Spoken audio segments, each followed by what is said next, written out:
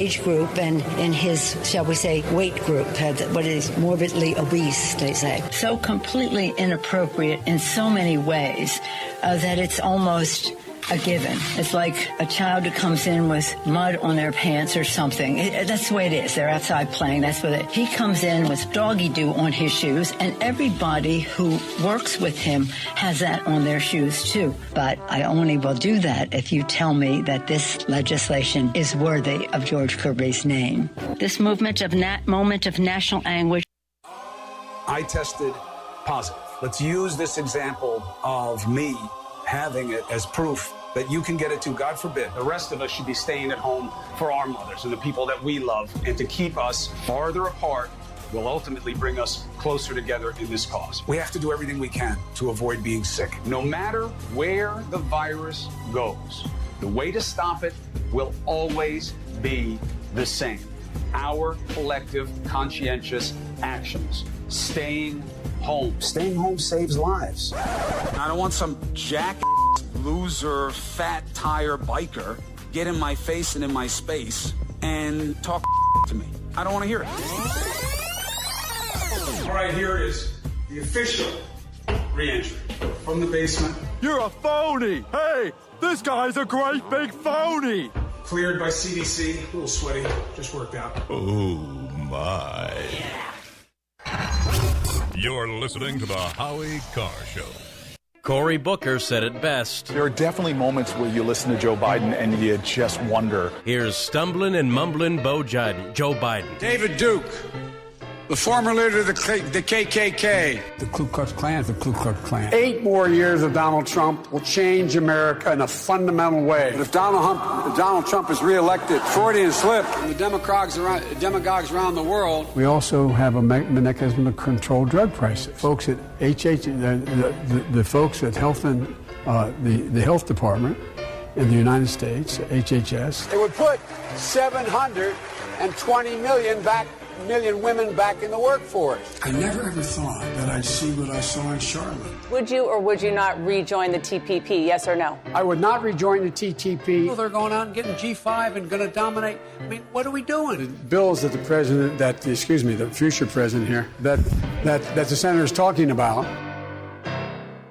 You've been hearing me talk about Super Beets for a while now, and I'm sure some of you are still thinking, why Super Beets? You could take it from me. The benefits of Super Beets are incredible. I take them twice a day, once in the morning when I get up, even before I have my first cup of coffee, and the other time in the afternoon, right before the show. It gives me a burst of energy. It's great for my blood pressure. It's good for circulation. It just makes you feel better. If that doesn't convince you, we can talk about the science behind Super Beets. Beets have nitrates. Nitrates support better blood flow, and better blood flow equals better energy and efficiency throughout the body and even supports healthy blood pressure. But Super Beets does so much more than eating regular beets and is unparalleled compared to other beet powders. Just 1 scoop of Super Beets has the nitric oxide equivalent of 3 whole beets. Go to superbeetsradio.com/Howie and try out Super Beets yourself. www.superbeetsradio.com/Howie. www.superbeetsradio.com/Howie. Jim Acosta, without a doubt, wins the competition for Trump's least favorite journalist of all time. Let's listen to some of their feistier moments. I'll tell you what, CNN should be ashamed of itself having you working for them. You are a rude, terrible person. You shouldn't be working for CNN. Should I let him have a little bit more? What do you think, Peter? Peter, should I let him have a little bit more? Sit down. I'm changing it from fake news, though. Doesn't that undermine... Very fake news. I know, but aren't you... When I raise money... Excuse me. I've watched you on television. You're a real beauty. Honestly, I think you should let me run the country. You run CNN.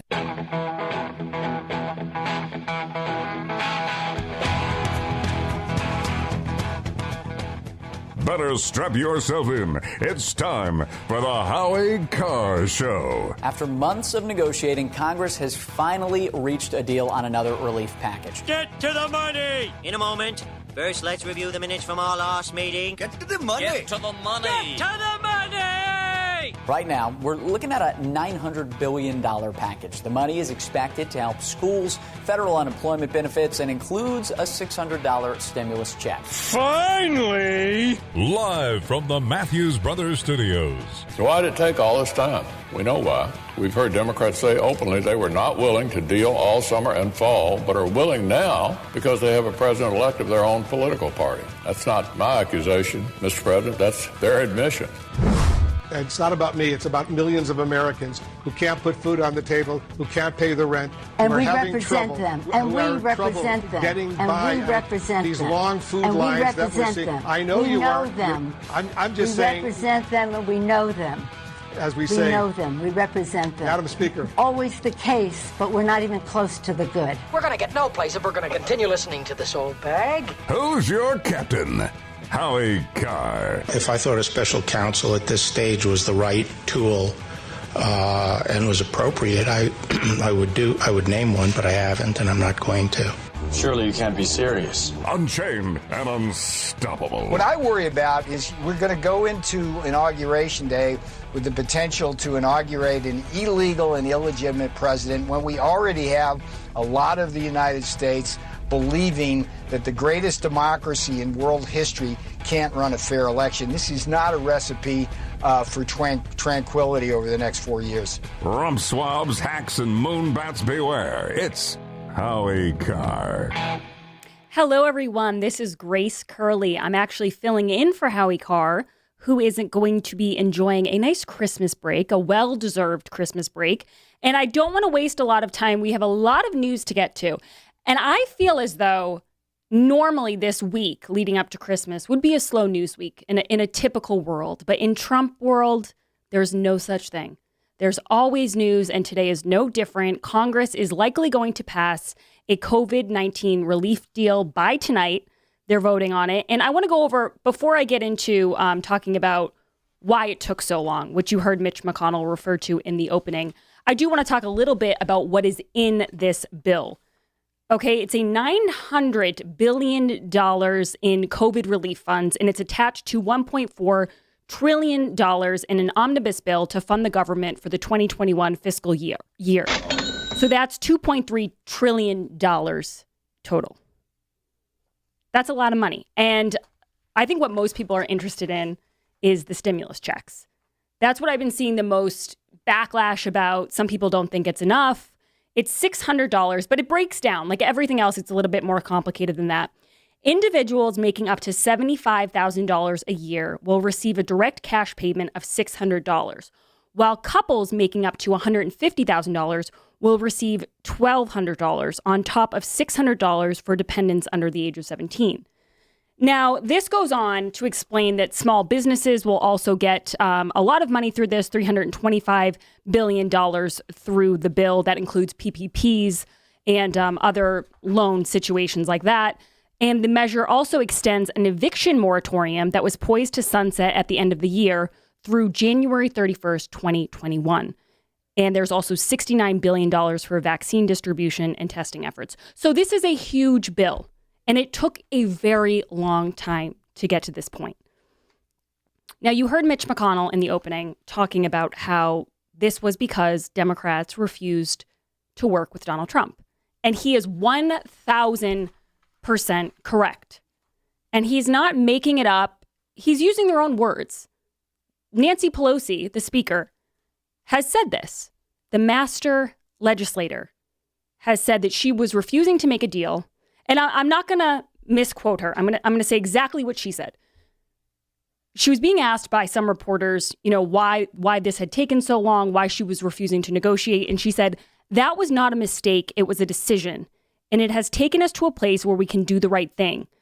She later said, so we're very pleased that is where it is. And as I say, with a Democratic president committed to a scientific solution for this is, we will have a vaccine, she goes on to say. It's all about Trump. Everything comes back to Trump.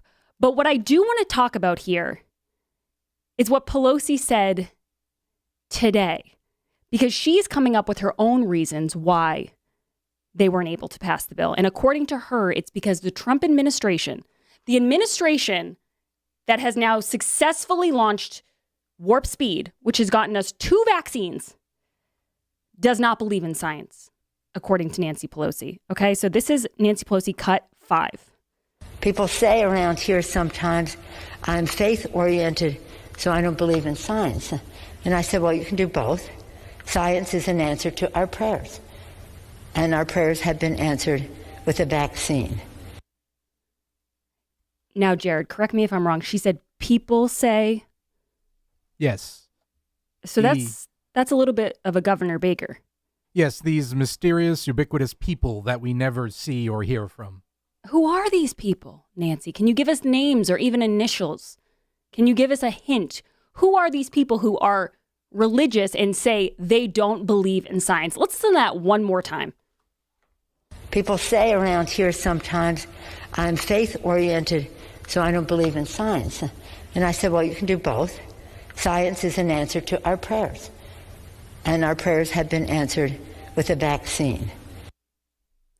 It really is unbelievable, the ego on this woman, as if we're all going to forget the several times. She didn't just say it once, she said it several times. And she was so obnoxious about not negotiating with Republicans that even Wolf Blitzer, you heard a little bit of that in the opening, even Wolf Blitzer called her out and basically said, why can't you move an inch and get people some stimulus checks? And she was so defensive that I think she called Wolf Blitzer an apologist for the Republican Party. I don't watch a lot of CNN, but I'm fairly confident that Wolf Blitzer is not an apologist for the Republican Party. If he is one, he is doing a terrible job. But I do want to play that. Let's listen to this flashback. This is cut 18. They really need the money right now, and even members of your own. I understand that, but even members of your own caucus. Even members of your own caucus, Madam Speaker, want to accept this deal. $1.8 trillion. Congressman Ro Khanna, for example. But let me just quote Ro Khanna, a man you know well. I assume you admire him. He's a Democrat. And he just said this. He said, people in need can't wait until February. $1.8 trillion is significant and more than twice the Obama stimulus. Make a deal. Put the ball in McConnell court. So what do you say to Ro Khanna? What I say to you is, I don't know why you're always an apologist. And many of your colleagues, apologists for the Republican position. Ro Khanna, that's nice. That isn't what we're going to do. And nobody's waiting till February. So now, rather than just pass this COVID relief bill and move on from what is a loss for Nancy Pelosi, I mean, she really looked like a brat throughout this whole thing. Now she's so arrogant that she wants to spin it at the last minute and say, the reason I didn't want to pass this was because of the quackery coming out of the Trump administration. I think that's a word she used, quackery. And the truth is that everything Nancy Pelosi has done in the last 4 years is a direct decision based off of what she thinks is going to hurt Trump. And the same thing is happening right now with Congressman Eric Swalwell. Here's a guy who had a relationship, I'm not going to say what kind of relationship, I really don't know, with a Chinese spy. And he's on the House Intel Committee. That would be the easiest decision for Nancy Pelosi to make. A rational human being would say, we can't have this guy on the House Intel. It's a disaster waiting to happen if it hasn't already happened. And it's now been, I think, 11 days since that Axios report dropped. She won't take him off the committee because she has full confidence in Eric Swalwell, which tells you a lot about her judgment to start. But the real reason she won't take him off the committee is because she doesn't want to give Trump the satisfaction of seeing someone like Eric Swalwell taken down a peg. And what she's actually doing by not just doing the same thing is she's making it worse for Eric Swalwell. Because now the story has more air than it had before. It's for someone who's been described as such a genius by the mainstream media, I'm baffled by so many of her decisions. But I think Mitch McConnell put it perfectly today. This is all on the Democrats. It's all on Nancy Pelosi. That's why it took so long. And they're not going to admit it because they never admit anything, but it's the truth. Guys, we have so much to get to. We have so many great guests coming up. I'm so excited for today's show. We got Corey Lewandowski at 4:30 and a ton more people coming on. So do not change that dial. I'm Grace Curley. I'm filling in for Howie Carr. This is The Howie Carr Show. The Howie Carr Show. The election is behind us, and what happens next is anyone's guess. Most agree, though, that taxes will be going up in the future. Is your portfolio ready? Kevin Frisbee and the team at Frisbee & Associates want you to be sure. If you want to come in and take advantage of that free consultation, we're going to have the 100-100 challenge. So if you have at least $100,000 in an investment account with somebody else, and you go through our processes, no obligation, you're going to be able to get a $100 bill. You could leave our office with that $100 bill, and we're going to do the comparison, and we're going to send you on your way, and then you could circle back around if you wanted to. Call now for your no-cost, no-obligation consultation, and you could walk out with $100 cash. That's right, $100 cash. Call 800-989-9100, 800-989-9100. And be sure and catch Kevin on the Howie Carr radio program every Thursday afternoon for market reviews and tips on creating the retirement of your dreams. Call Kevin Frisbee today at 800-989-9100, 800-989-9100. Hey guys, as many of you have probably guessed, I'm not coming back to Boston this year. What can I say? I like living in free America, but I do have something special for my birthday planned in January. So that's why we're running the Howie Carr Birthday Contest. You can just go to HowieCarrShow.com, click on the big banner at the top of the page, type in your email, and boom, you are entered to win a free trip to Palm Beach. I'm covering the airfare, the hotel, and a very special dinner on the night of my birthday.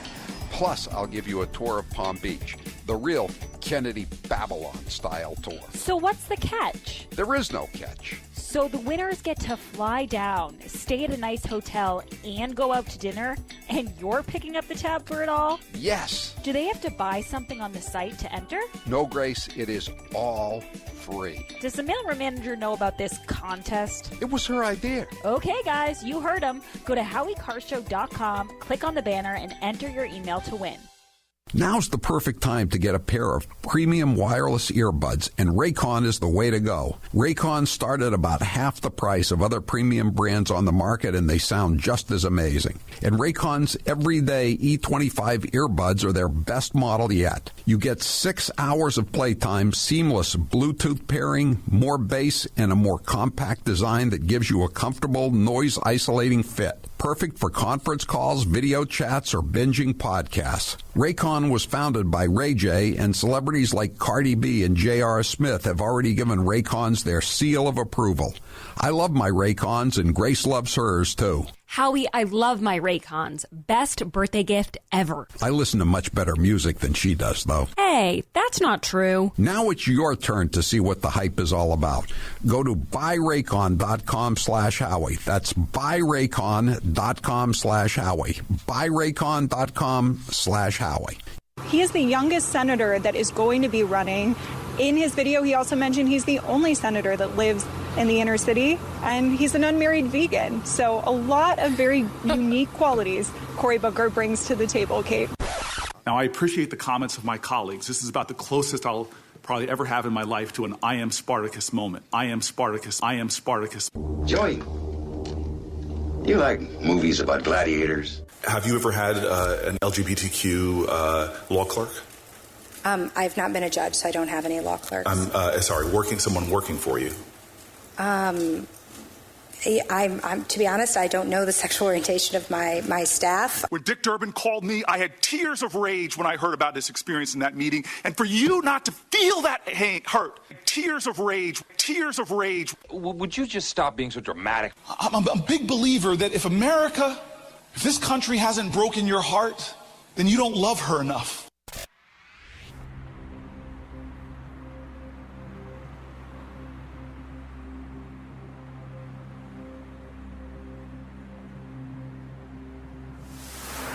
Say what you will about him. He's a common, ignorant slob. He don't even speak good English. He doesn't even speak good English. He's Howie Carr, and he's here to stay. But I do pray for him, and I do so sincerely and without anguish. You know, I gently, just the way I pray for everybody else. I prayed for the United States of America. I pray for the president all the time, and I tell him that. I pray for his safety and that of his family. We have to be prayerful. We all pray for you. With your permission.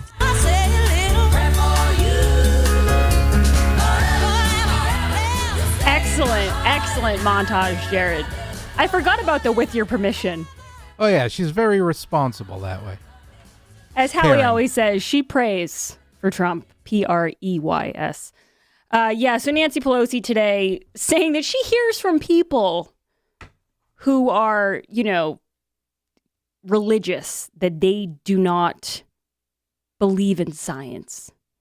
Because that's something that I fully believe people said to her while she was walking around the house. I'm sure someone said that at some point. I'm sure this is one of those straw men. I mean, Obama was known for setting up straw men, but even he had a better way about it than these current politicians. They're so obvious. They don't even phrase things. So she heard people say this. Are these the same people who heard Trump say that veterans are losers and what was it, Jared? Suckers. Losers and suckers. We never found those people either. We never got down to the bottom of those sources. We never connected the dots. But sure, that sounds great, Nancy. Anyway, though, guys, we do have more news to get to, including the vaccine. I'm looking up at the TV right now, and President-elect Joe Biden is receiving the COVID-19 vaccine. Before we get to more news about that, we have the poll question to get to. Howie is not here. I am Grace Curley filling in. But the poll question is still here. Today's poll question is brought to you by Howie's Palm Beach Birthday Contest. Enter to win a trip to sunny Florida and spend Howie's birthday weekend with the captain. Go to HowieCarr.com and click on the birthday banner. Howie will pay. I'm pretty sure this is true. I checked with the mailroom manager. Howie is going to pay for your flight, for your hotel, and he's going to pick up the tab at dinner. This is a once in a lifetime, truly. So get to the HowieCarr.com. You don't have to buy anything. You don't have to do anything. You just have to put in your email and you're entered to win this contest. This is by far the biggest contest we've ever run. So make sure you do that today. Jared, what is the poll question and what are the results thus far? Are you mad that AOC and other members of Congress are getting the vaccine first?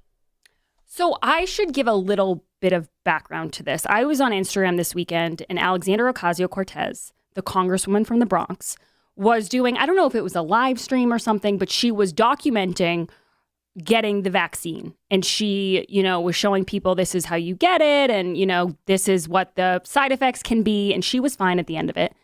And there was this huge backlash on Twitter from people who felt like, I think Alexandria Ocasio-Cortez is 31 years old. She appears to be relatively healthy.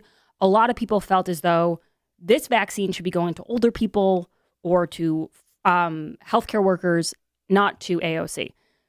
So I was seeing this debate on Twitter, and I took the side of the Democrats have demonized this vaccine for so many months. They've politicized it. You had Andrew Cuomo, you had Joe Biden, you had Kamala Harris, everybody saying they would not trust the vaccine solely because it was being rolled out under the Trump administration. So to see someone who's so well known and who has such a big following with the progressives marching down to get her vaccine and promoting it and saying she felt fine afterwards, I was happy because I thought, good, maybe it incentivizes people to get it if they know that it works and that, you're not going to get any side effects. So I say I am not mad that AOC got the vaccine. I thought it was a good thing. What are the results, Jared? 61% say yes, they are mad that AOC and other members are getting the vaccine first. So, and Jared, I don't know if you'll agree with me on this.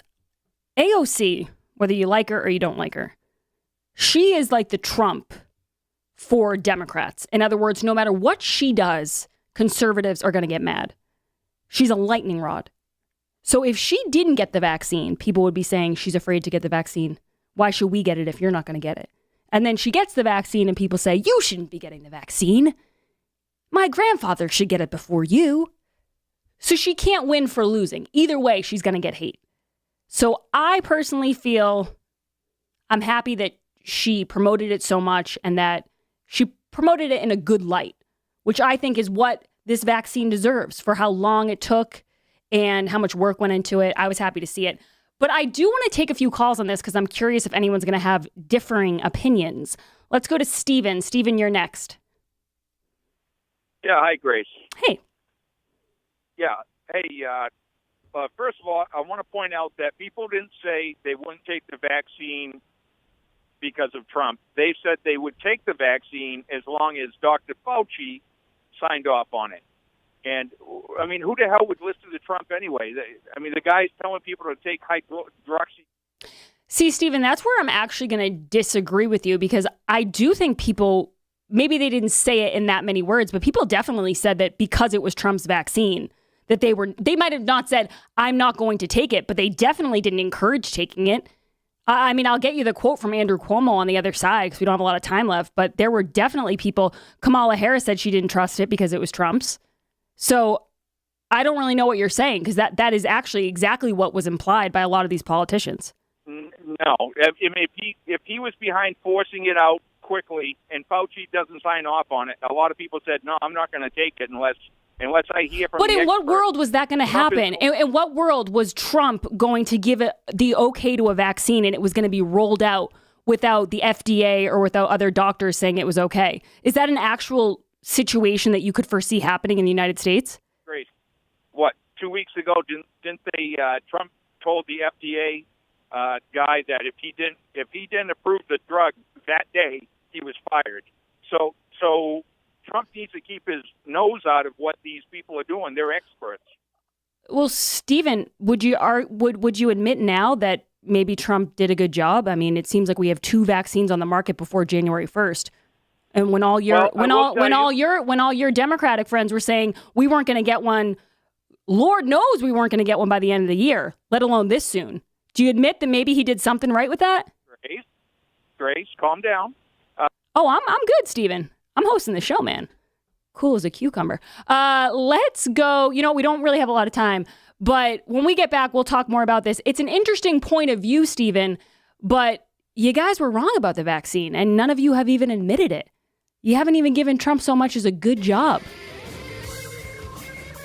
And I hate to say it, but I'm not surprised. Guys, when we get back, we got more to get to. I'm going to go through the Hunter Biden stuff. So much news. I'm Grace Curley, filling in for Howie Carr. This is the Howie Carr Show.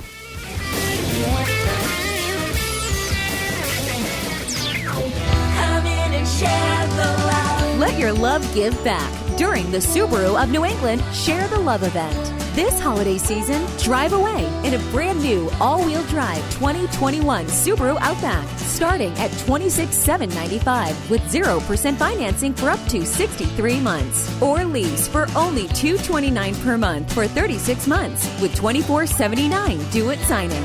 Details at SubaruofNewEngland.com. Happy birthday to you.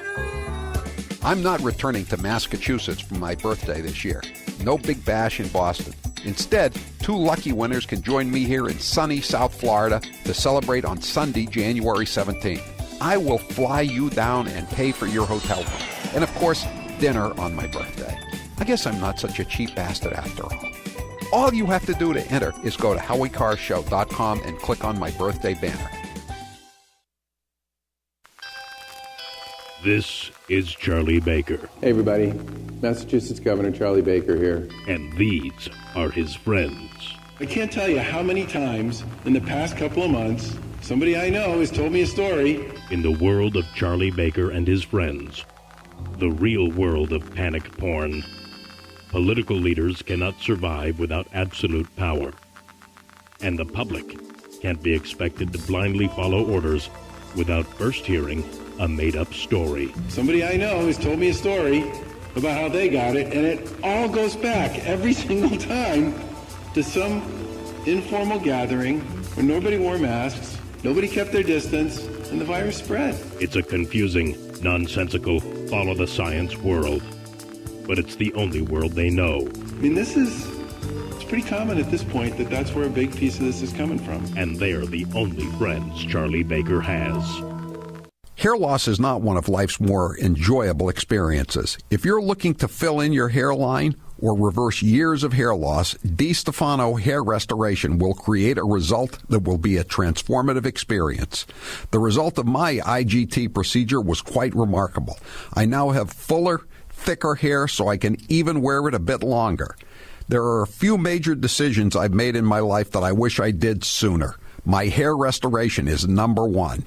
It was by far one of the best moves I've ever made. My hair looks awesome, and the confidence from having a full head of hair again has left me feeling great. I used to look in the mirror and dreaded seeing my ever-increasing bald spot. Now when I look in the mirror, I see the new me with a full head of thick hair. For information on how to make the same choice I did, go to hairman.com/Howie. What are you waiting for? More hair to fall out? Get the hair you've always wanted. Hairman.com/Howie. And now, another minute of Madam Speaker, Nancy Pelosi. But again, don't. You have these wings, AOC and her group on one side. That's like 5 people. They would say, play games, and then they'd say, open sesame. Except we don't say sesame, we say open Biden. But no, because we are not. We have the number is growing. We have 91 women. There are 115 women in Congress, 116. 15 are Republican, 91 are Democrats. I happen to be a manifestation of the women power that is coming forth now, but only one manifestation. It was like getting kicked in the back by a mule constantly. It was physical. It was so unbelievable. The Times found Lincoln. Not to be presumptuous to put ourselves in those categories, but the Times have found us. They're outlandish, they're outrageous, and they're hypocrites. They're the women of The View. Bernie was so menschy in that moment, like a real guy. I actually am aroused by him. Timothy McVeigh was a Christian. Just saying. Hitler was a Christian. Well, he didn't like the Catholics. Trump needs to be medicated and hospitalized at this point, or he is going to just kill all of us. I mean, do we have to wait till the hammer and sickle is on the American flag before we stand up to this guy? Joy, you've worn blackface. I did not go in blackface, please. No, she was not in blackface. Thank you. It was a Halloween party. I went as a beautiful African woman. Did you have tanning lotion on, Joy? A little. I had makeup that was a little bit darker than my skin. I'm hoping Dr. Jill becomes a Surgeon General. She's a hell of a doctor. Whoopi, you said that Roman Polanski, it wasn't rape. I know it wasn't rape. Child molest, maybe? I'm not sure. It was something. It was something else, but I don't believe it was rape.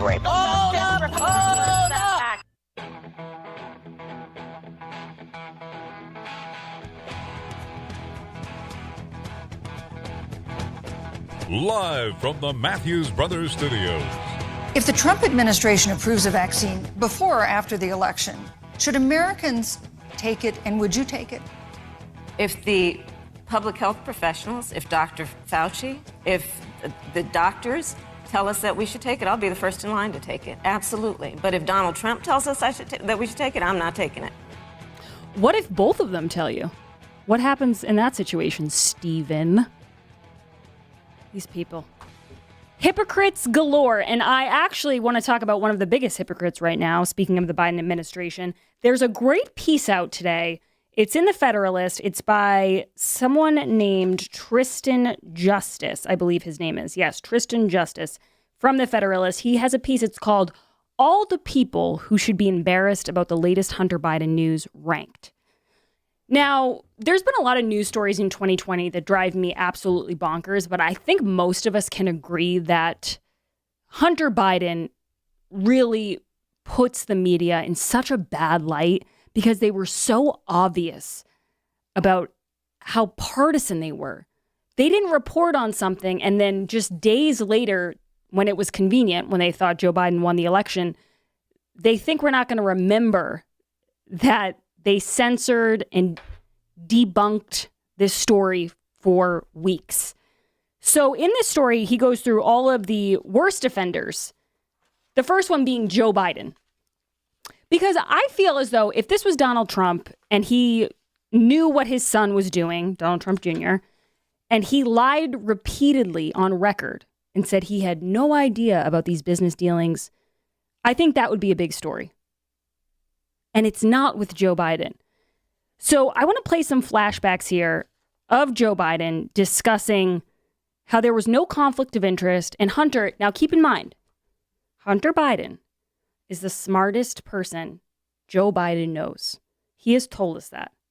So it makes sense that he would defend him and he would believe what Hunter Biden tells him. Let's do cut 9. How is your role as vice president in charge of policy in Ukraine and your son's job in Ukraine? How is that not a conflict of interest? It's not a conflict of interest. There's been no indication of any conflict of interest from Ukraine or anywhere else. Period. I'm not going to respond to that. Let's focus on the problem. Focus on this man, what he's doing that no president has ever done. No president. Seems like he's a little defensive there. And now it all makes sense why. So this is what Tristan writes. The first bombshell to drop in the New York Post series of October exposés caught Joe Biden lying throughout the entire campaign when repeatedly denying ever discussing business with his son or anyone else. Indeed, 2015 emails show Joe Biden personally met with a senior advisor for Burisma, the Ukrainian energy firm, showering the vice president's son with upwards of $50,000 a month in excess compensation, while Joe Biden served as the public face of Obama administration policy on Ukraine. And I'm so glad that this writer, Tristan, added this in. He said, Biden, however, even fat-shamed an Iowa voter for bringing the Ukraine scandal up. We all remember when he called that voter fat. I think he said something like, listen, fat. I forgot it was about that. I forgot that what triggered him was a reporter asking, or a voter asking him about the Ukraine. But it does, again, make sense. Let's do this cut 10. This is Joe Biden saying that he did not talk Ukraine business with Hunter. Excuse me, there is a photo of you golfing with your son Hunter and his business partner Devin Archer. Do you stand by your statement that you did not discuss any of your son's overseas business? Yes, I stand by that statement. So he stands by that statement. Now, guaranteed, this isn't under oath, but he's still a politician and he still should be held to some standard if he's saying, especially about something of this magnitude. Emails published by the New York Post dated a month later show the same Chinese business partners offering Hunter Biden now this is going on to the China deals. Hunter has deals all over. When he's not working on his artwork, the concentric circles, he's got big business deals. Partners offering Hunter Biden a $10 million a year contract for introductions alone, setting aside a sizable portion for Joe Biden funneled through Hunter. That would be the whole email list about the big guy. Okay, so that's the first person who should be embarrassed by this Hunter Biden story, obviously. But next up, this writer picks Twitter CEO Jack Dorsey, which I fully agree with. Because if you remember, when the Hunter Biden laptop first was revealed, this is how it came out. Hunter Biden brought this laptop to a repair shop and left it there.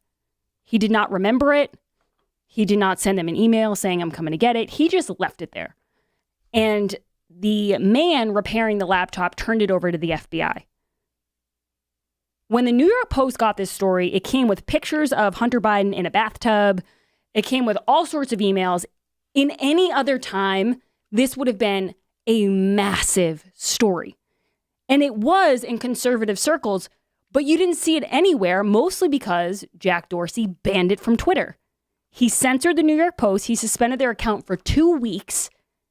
And in doing so, he gave Joe Biden the biggest in-kind contribution a person could ask for by not reporting the story and not allowing others to report on it. And I should mention that also goes for Facebook CEO Mark Zuckerberg. So this is what the Federalist writes. As Twitter suppressed the New York Post reporting on its platform, Facebook followed suit, announcing through a company spokesperson and former Democratic staffer, I'm shocked, the company would be preemptively censoring the Post's blockbuster reporting until it underwent review from its third-party fact checkers. Because that's what we do now with news stories. We have Facebook fact checkers go through them for weeks at a time until we decide that they are good enough to print. And it's hilarious because you'll remember a lot of the reasoning behind this was they thought the laptop was hacked. And they thought this smelled fishy. This could be Russian disinformation.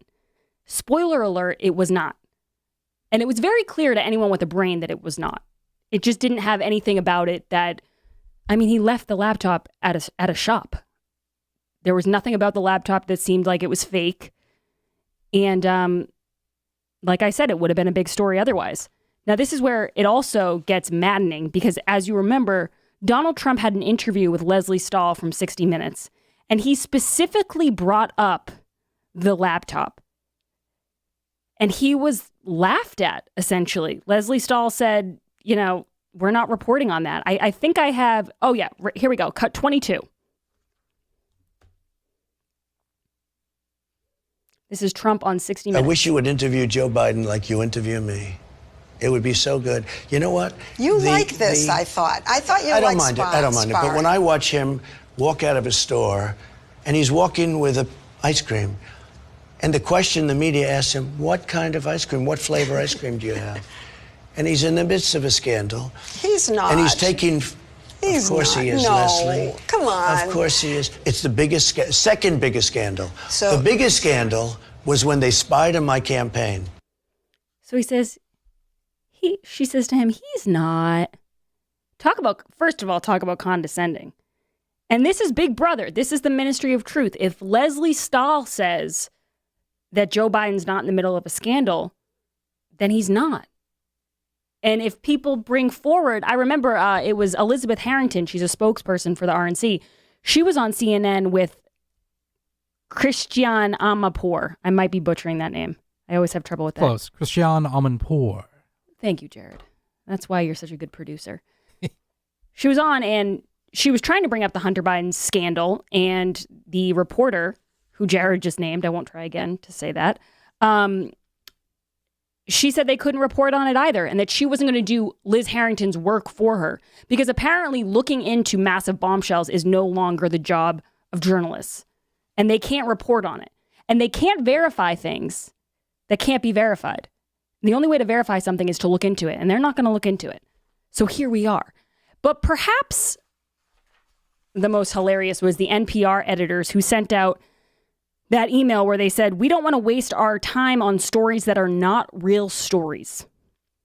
Fast forward to today, it's a very real story, as it was then, and they're reporting on it slightly, but they have bigger things to worry about, like Pete Buttigieg's love of airports and trains and cars and whatever else. But one of my favorites was when Brian Stelter was doing a podcast, and he was talking to the Washington Examiner, Susan Ferricchio, and she laid into him and laid into the whole media. And he got real defensive. He pulled a Greta Thunberg. It was amazing. How dare you? How dare you? And, you know, I think I have this on here. Yep, this is cut 23. Yeah, but that doesn't stop any from reporting the Mueller and the dossier and all that stuff. You're bitter. I understand that you have a lot of resentment about it. Now we have ethics. Okay, now we have ethics. Don't you dare act like newsrooms didn't have ethics in 2017 and 2018. Well, I know they did. Well, you can don't dare me all you want, Brian. I've been doing this for 30 years. So say whatever you want. It's my view, and I have a right to say it. He was clutching his pearls there for a second. Don't you dare. How dare you? We can't dare criticize CNN, who has had about 30 stories that were incorrect and all made Trump look bad. We're supposed to believe those were honest mistakes, guys. Don't you dare imply that there's something afoot at CNN. And now the stories about Hunter Biden that all of these people refused to comment on and refused to investigate, they're getting better and better. And Howie actually turned me on to this story about the diamond. This is the wildest one that I've heard. 2.8 carat, $80,000 diamond given to Hunter Biden, reportedly part of probe. A diamond given to Hunter Biden by a since vanished Chinese engineer tycoon is part of the ongoing tax fraud probe and a potentially broader probe into President-elect Joe Biden's son. So his ex-wife, Kathleen, the New York Post says his first ex-wife. Has he been divorced twice? I don't know how many sister-in-laws did he have. Jared. I'm just asking. How dare you? How dare you? I thought he was only married once, but I could be wrong. But his first wife, Kathleen, says that the diamond that he got from this Chinese energy tycoon is worth $80,000. He says he's lowballing it. He says it's closer to $10,000. Who do you believe? I'm going to say I believe the ex-wife that it's worth $80,000. But which begs the question, I'm not a business person. I don't know. So maybe this is more common than I think it is. But when was the last time you were on a sales call or at a business meeting and you went to the hotel on this business meeting and someone showed up at your door with a 2.8 carat diamond as a gift? Jared, has that ever happened to you? No, I have to sign a form with the state of Massachusetts that says I won't accept anything as a holiday gift over $75. Like, what? Not alone a $10,000 diamond. Well, that was part of the... Or $80,000. That was part of the situation here, was that he knew something was odd about it. I think I read that, like, oh, he really thought something was amiss, but he didn't not take it. I think he took it and gave it to the two guys he works with.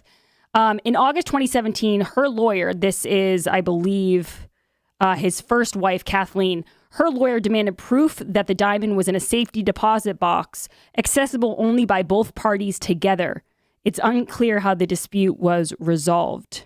Oh, this is what he said. He claimed, I knew it wasn't a good idea to take it. It just felt like it was weird. Yeah. All right, move on. Nothing to see here. Please disperse. Nothing to see here. Diamonds are a guy's best friend, and they're forever. The internet's forever, and diamonds are forever. And Hunter Biden is going to learn both of those things the hard way. Guys, I'm Grace Curley. I'm filling in for Howie. We got tons more news to get to. More Biden news. This time, Joe Biden's niece is in a little bit of trouble. We're going to talk about that on the other side. I'm filling in for Howie. This is the Howie Carr Show.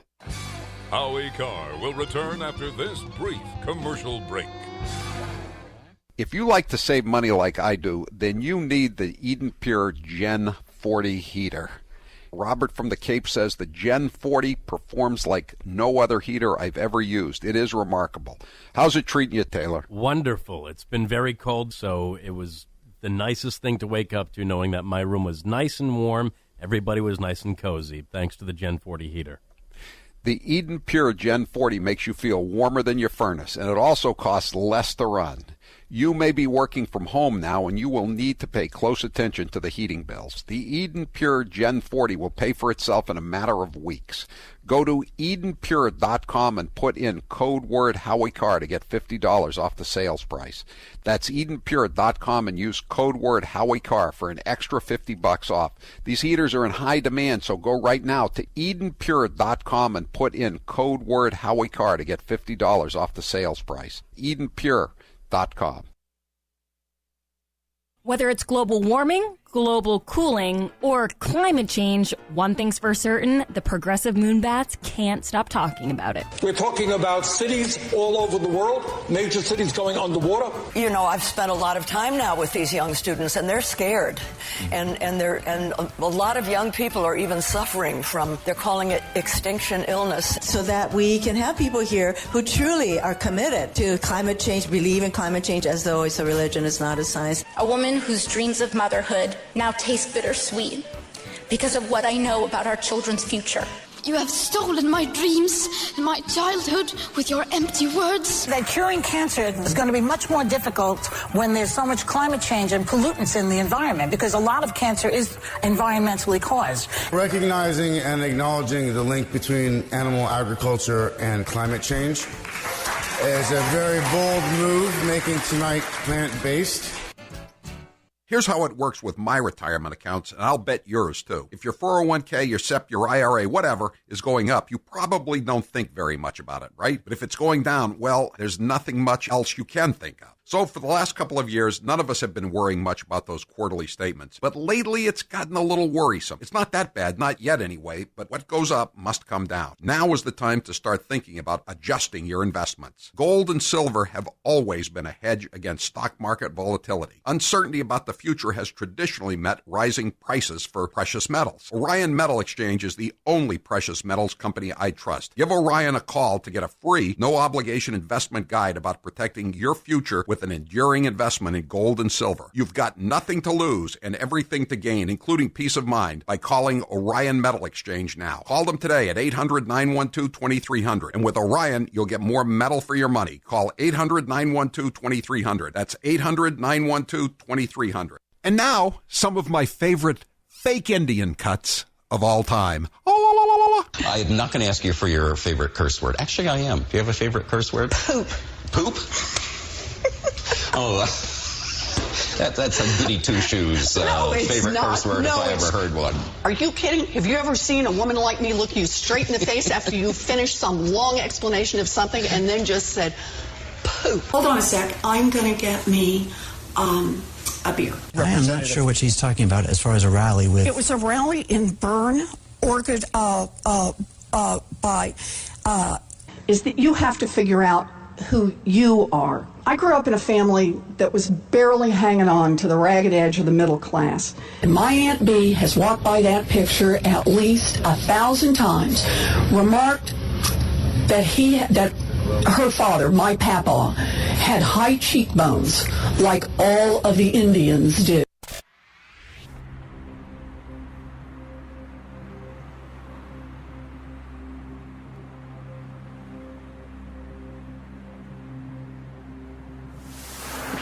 You regret it to his dying day, if ever he lives that long. Howie Carr is back.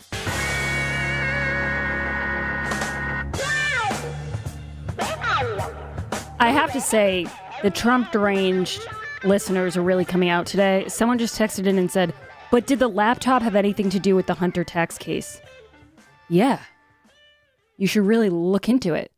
A lot of those emails are involved in this current tax case. And think of it like this. If they found a laptop, and I think it was filled with some sort of liquid, that's why he had to bring it into the repair shop. If they found a laptop of Donald Trump Jr.'s, and it was a treasure trove of business emails, and then they opened up an investigation into Donald Trump Jr.'s taxes, could you connect the dots with that? I mean, we were reading in between the lines for 4 years of a Russia hoax that never happened. And we were just, pulling things out of thin air for that. But we can't draw a line from the laptop to this tax investigation. Call me crazy. I think the two might be connected. Anyway, guys, more Biden news. It's not all about Hunter today. Joe Biden's niece, Caroline, receives 0 jail time after pleading guilty to DUI. Caroline is Joe's brother Jim's daughter, I believe. Caroline Biden, 33. She pled guilty to a charge of driving under the influence and driving without a license after she slammed her car into a tree in Pennsylvania in August of 2019. She did not get any jail time for this. She will not be locked up. She instead faces 5+ months of probation, 20 days of rehab in January. She will be on probation.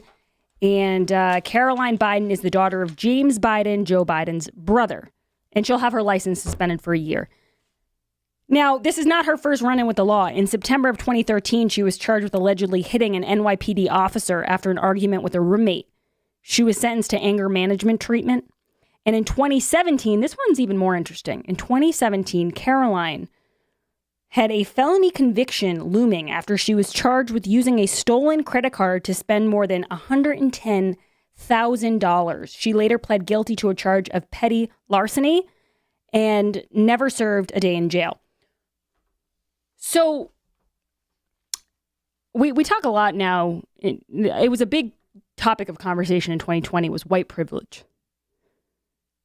Call me crazy, but a lot of these Bidens, it feels like, I'm not going to say white privilege. It feels, I think Donald Trump Jr. would say liberal privilege, because if this were anyone else's child, they would have faced some jail time by now.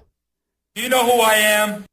Oh, I'm sure that was used. The New York Post noted in July that jail time is a rarity when a Biden runs afoul of the law, particularly Caroline Biden, who, like I said, had 2 previous bouts with the law in New York State. The Post noted that there have been at least 9 cases involving Biden family members, including Joe Biden's brother Frank, Joe Biden's son Hunter, and his daughter Ashley, in which no jail time was ever served. That is white privilege to a T. I mean, forget the DUI. I understand that a lot of politicians get that kind of tossed out for their family members or whatever. But $110,000 on a stolen credit card, that's kind of a big deal. And when this is her third time and she's getting off scot-free, Hunter's getting off scot-free. And if this bothers you, let me assure you, you're not the only one. Anyone who's been paying attention to this Biden family is frustrated at this point. And the media's refusal to cover it is maddening. But we do have to give credit to the New York Post, because they will not let up with the Bidens. Guys, we got Corey Lewandowski coming up next. So much news to get to. Do not turn that dial. I'm Grace Curley. I'm filling in for Howie Carr. This is the Howie Carr Show.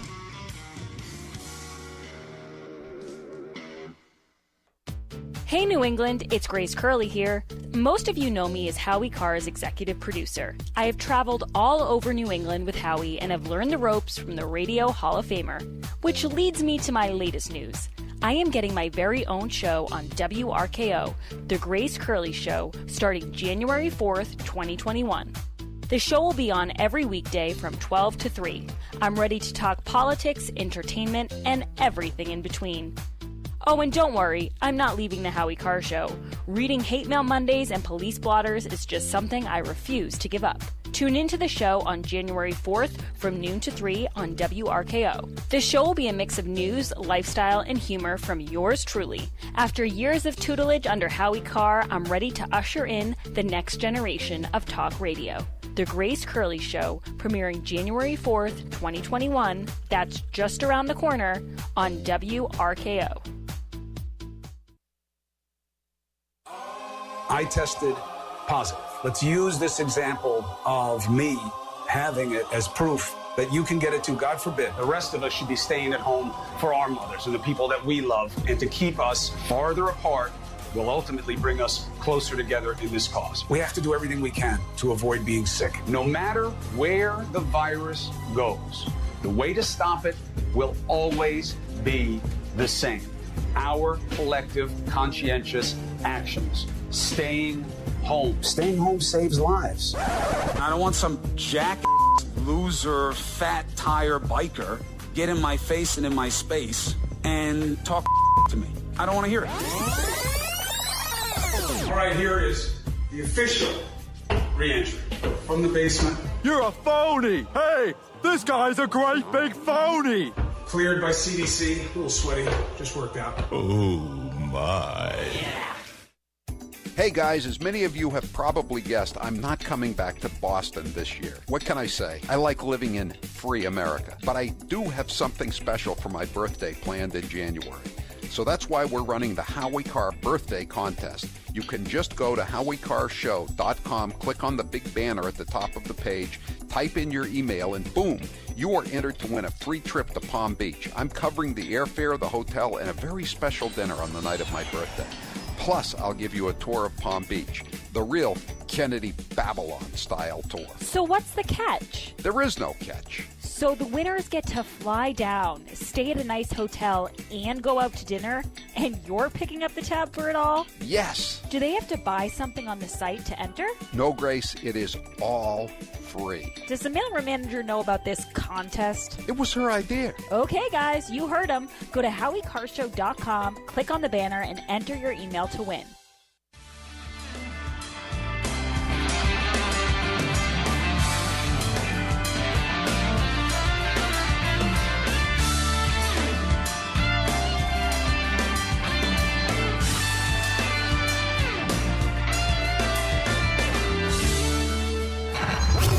You're listening to the Howie Carr Show. You've been hearing me talk about Super Beets for a while now, and I'm sure some of you are still thinking, why Super Beets? You could take it from me. The benefits of Super Beets are incredible. I take them twice a day. Once in the morning when I get up, even before I have my first cup of coffee, and the other time in the afternoon, right before the show. It gives me a burst of energy. It's great for my blood pressure. It's good for circulation. It just makes you feel better. If that doesn't convince you, we can talk about the science behind Super Beets. Beets have nitrates. Nitrates support better blood flow, and better blood flow equals better energy and efficiency throughout the body and even supports healthy blood pressure. But Super Beets does so much more than eating regular beets and is unparalleled compared to other beet powders. Just one scoop of Super Beets has the nitric oxide equivalent of 3 whole beets. Go to superbeetsradio.com/Howie and try out Super Beets yourself. www.superbeetsradio.com/Howie. www.superbeetsradio.com/Howie. Are we starting to feel bad for Joe Biden? Sorta. Are we going to play his gaffes anyway? Of course. My name's Joe Biden. I'm a Democratic candidate for the United States Senate. Now we need to stand behind Jamie Harrison, the next president of the next senator. I'm looking forward to appointing the first African-American woman to the United States Senate. Just like here in California, here in Nevada. Back in the spring, late fall, late spring, late winter, early fall, anyway, you know what I mean. Look, tomorrow's Superstar Tuesday. I tell you what, I'm rushing ahead, aren't I? We hold these truths to be self-evident.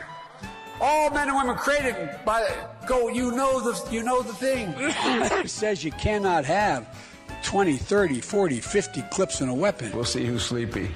Mr. Vice President, thank you. All right, Chuck, thank you very much. All right, it's Chris. Sometimes I wake up and I think it's 1920 and not 2020.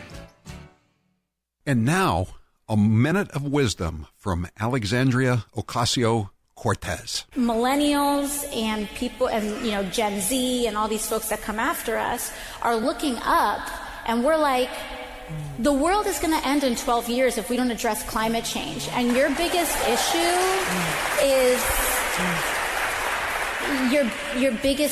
is how are we going to pay for it? And this is the war. This is our World War II.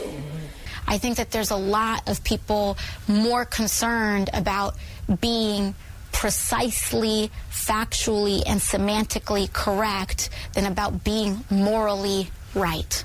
But being factually correct is important. It's absolutely important. And if we work our butts off to make sure that we take back all 3 chambers of Congress, all 3 chambers of government, the presidency, the Senate, and the House in 2020, we can't start working in 2020. You're listening to the Howie Carr Show.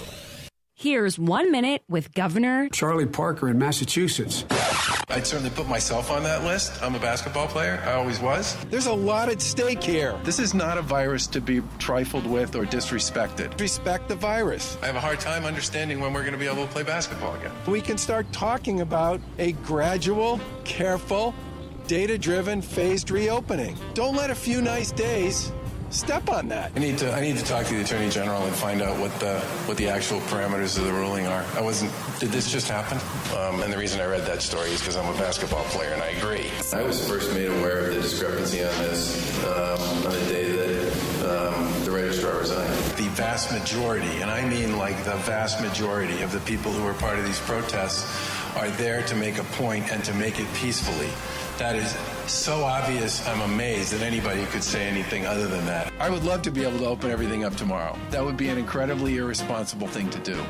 Now's the perfect time to get a pair of premium wireless earbuds, and Raycon is the way to go. Raycon start at about half the price of other premium brands on the market, and they sound just as amazing. And Raycon's everyday E25 earbuds are their best model yet. You get 6 hours of playtime, seamless Bluetooth pairing, more bass, and a more compact design that gives you a comfortable, noise-isolating fit. Perfect for conference calls, video chats, or binging podcasts. Raycon was founded by Ray J, and celebrities like Cardi B and J.R. Smith have already given Raycons their seal of approval. I love my Raycons, and Grace loves hers, too. Howie, I love my Raycons. Best birthday gift ever. I listen to much better music than she does, though. Hey, that's not true. Now it's your turn to see what the hype is all about. Go to buyraycon.com/Howie. That's buyraycon.com/Howie. buyraycon.com/Howie. And now, 1 minute of Nancy Pelosi. It is a bill that is much needed for our farmers and ranchers. I think there are only 47 votes against it in the House of Representatives. The American people should know the source of it. Again, We are engaged in the year-end continuing resolution, Homeland Security. I'm not sure. No, I haven't spoken to him since he called the other day, which was a very amicable conversation. Amiable, I guess you would say, not amicable. And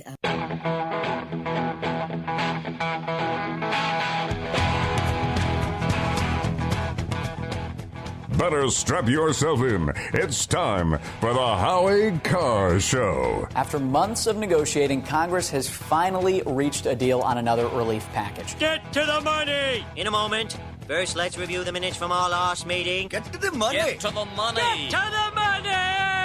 Right now, we're looking at a $900 billion package. The money is expected to help schools, federal unemployment benefits, and includes a $600 stimulus check. Finally! Live from the Matthews Brothers Studios. So why did it take all this time? We know why. We've heard Democrats say openly they were not willing to deal all summer and fall, but are willing now because they have a president-elect of their own political party. That's not my accusation, Mr. President. That's their admission. It's not about me. It's about millions of Americans who can't put food on the table, who can't pay the rent. And we represent them. And we represent them. Getting and by we represent these them. long food and lines we represent that we're seeing. them. I know we you know are. them. I'm just saying. We represent them and we know them. As we say. We know them. We represent them. Madam Speaker. Always the case, but we're not even close to the good. We're going to get no place if we're going to continue listening to this old bag. Who's your captain? Howie Carr. If I thought a special counsel at this stage was the right tool and was appropriate, I would name one, but I haven't, and I'm not going to.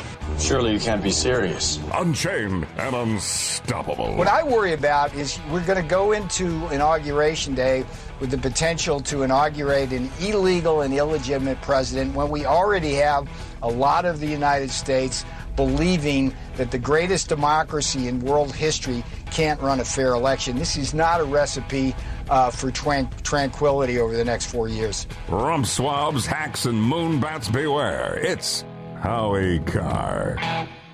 Hello, everyone. This is not Howie Carr. My name is Grace Curley. I'm Howie Carr's executive producer, and I'm filling in for him all this week. And I'm so excited to be here. We have a lot of news to get to. We covered the COVID relief bill in the first hour. It has not passed yet. They're voting on it today. But according to Speaker Pelosi and Senator Mitch McConnell, it does look like it is going to happen finally after months and months and months. And we also talked a little bit about the Bidens. Joe Biden just got vaccinated on TV. His son, Hunter. Never a dull moment in the Biden house. But what I want to talk a little bit about now is more hypocrisy in the news in regards to coronavirus. So the coronavirus has put a lot of these politicians in a tough spot, mostly because they cannot practice what they preach.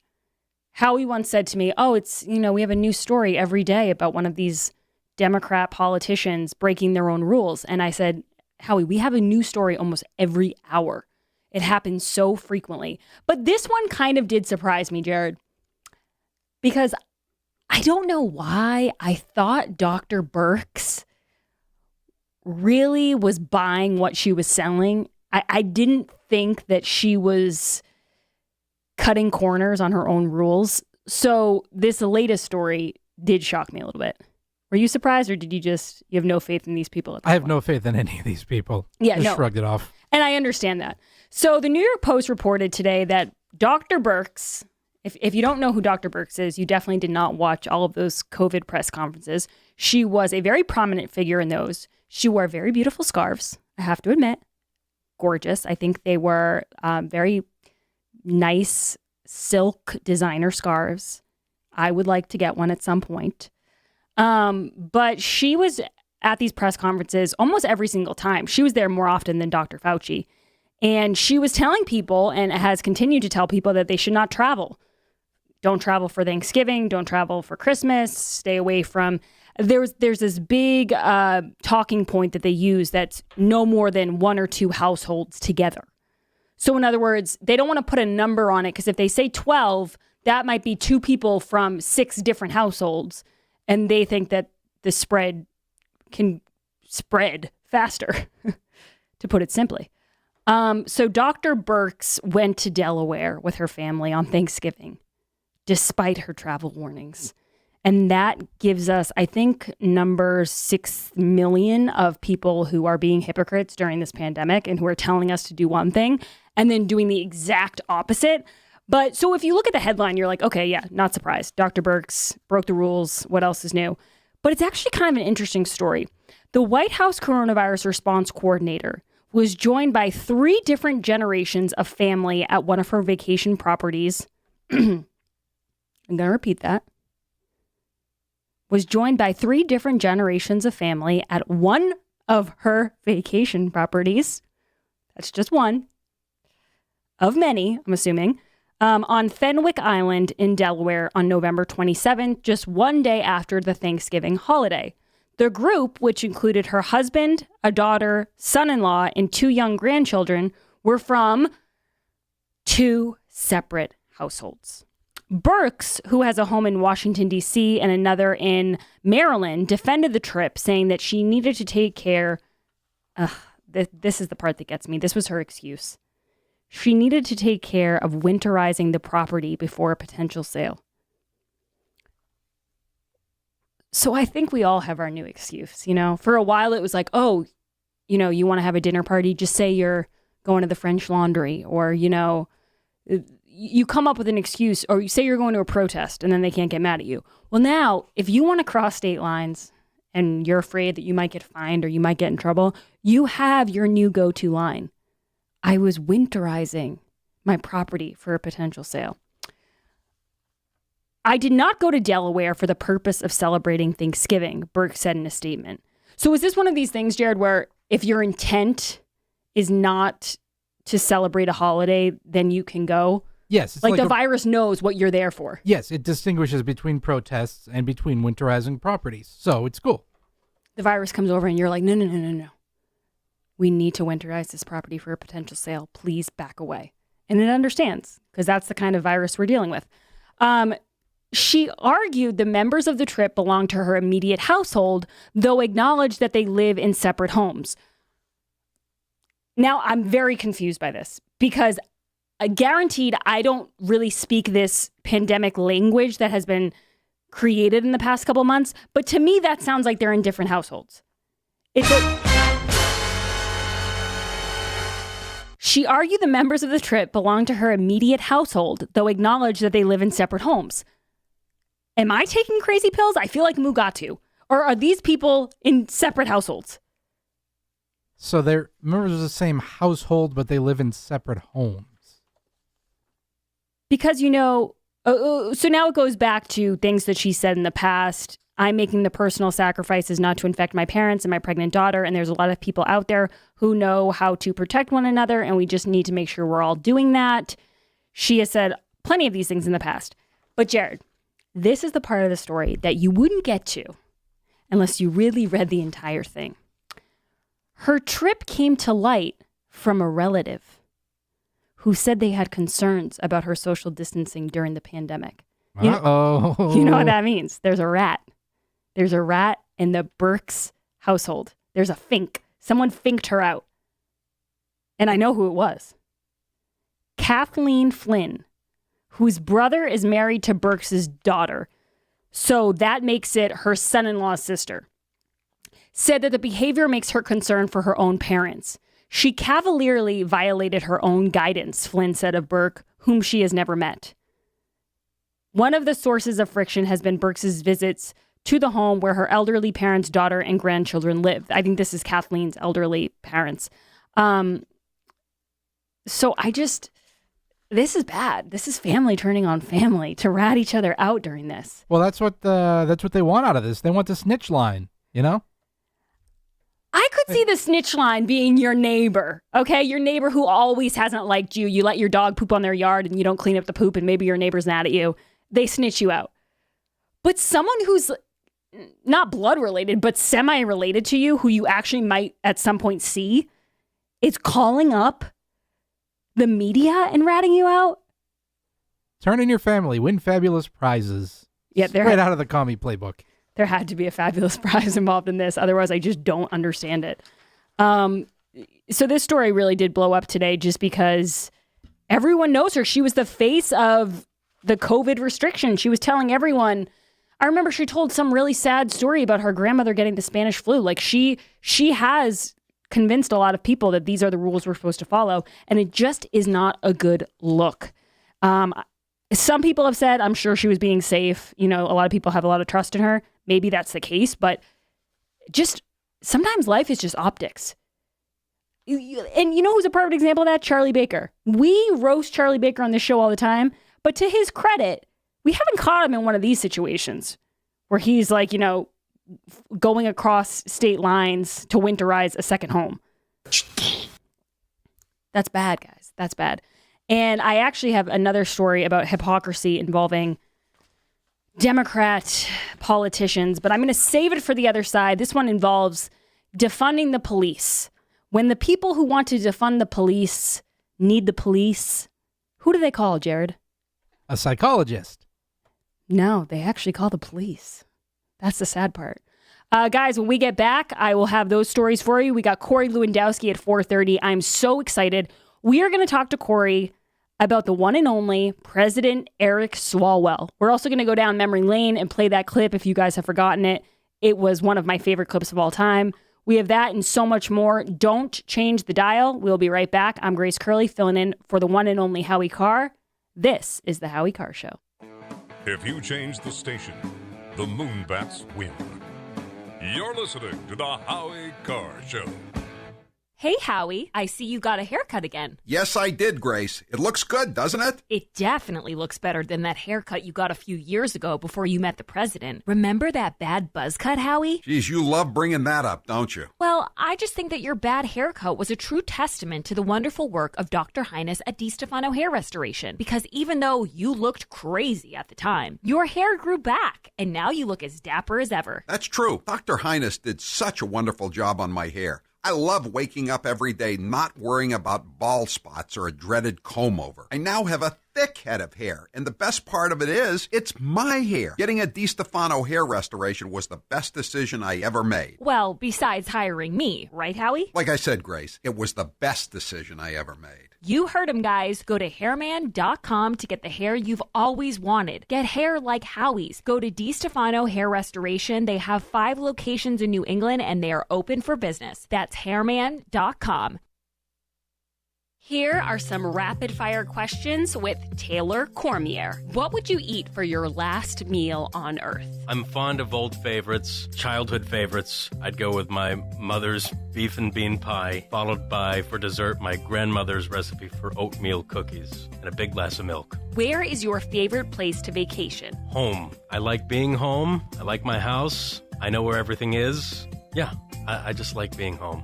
Favorite Frank Sinatra song to listen to? It's called Without a Song, and it's on the album I Remember Tommy. It's a tribute to Tommy Dorsey, and it's a very swinging remake of the original orchestration. Favorite Frank Sinatra song to sing?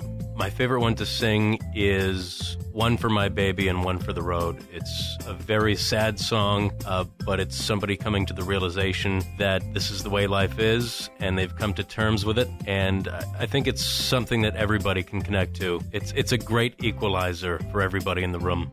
Hair loss is not one of life's more enjoyable experiences. If you're looking to fill in your hairline or reverse years of hair loss, DiStefano Hair Restoration will create a result that will be a transformative experience. The result of my IGT procedure was quite remarkable. I now have fuller, thicker hair so I can even wear it a bit longer. There are a few major decisions I've made in my life that I wish I did sooner. My hair restoration is number one. It was by far one of the best moves I've ever made. My hair looks awesome, and the confidence from having a full head of hair again has left me feeling great. I used to look in the mirror and dreaded seeing my ever-increasing bald spot. Now when I look in the mirror, I see the new me with a full head of thick hair. For information on how to make the same choice I did, go to hairman.com/Howie. What are you waiting for? More hair to fall out? Get the hair you've always wanted.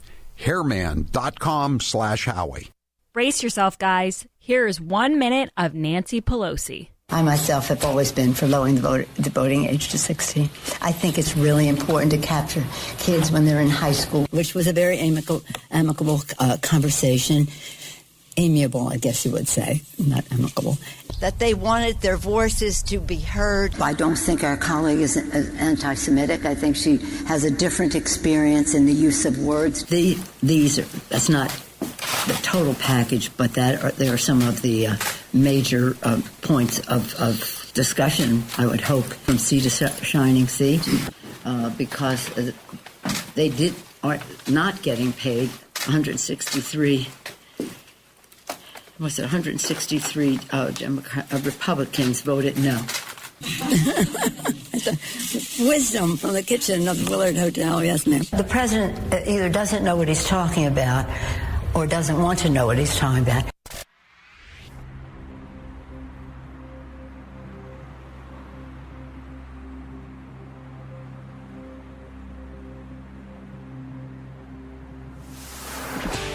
Leave the gun. Take the cannoli. The Howie Carr Show.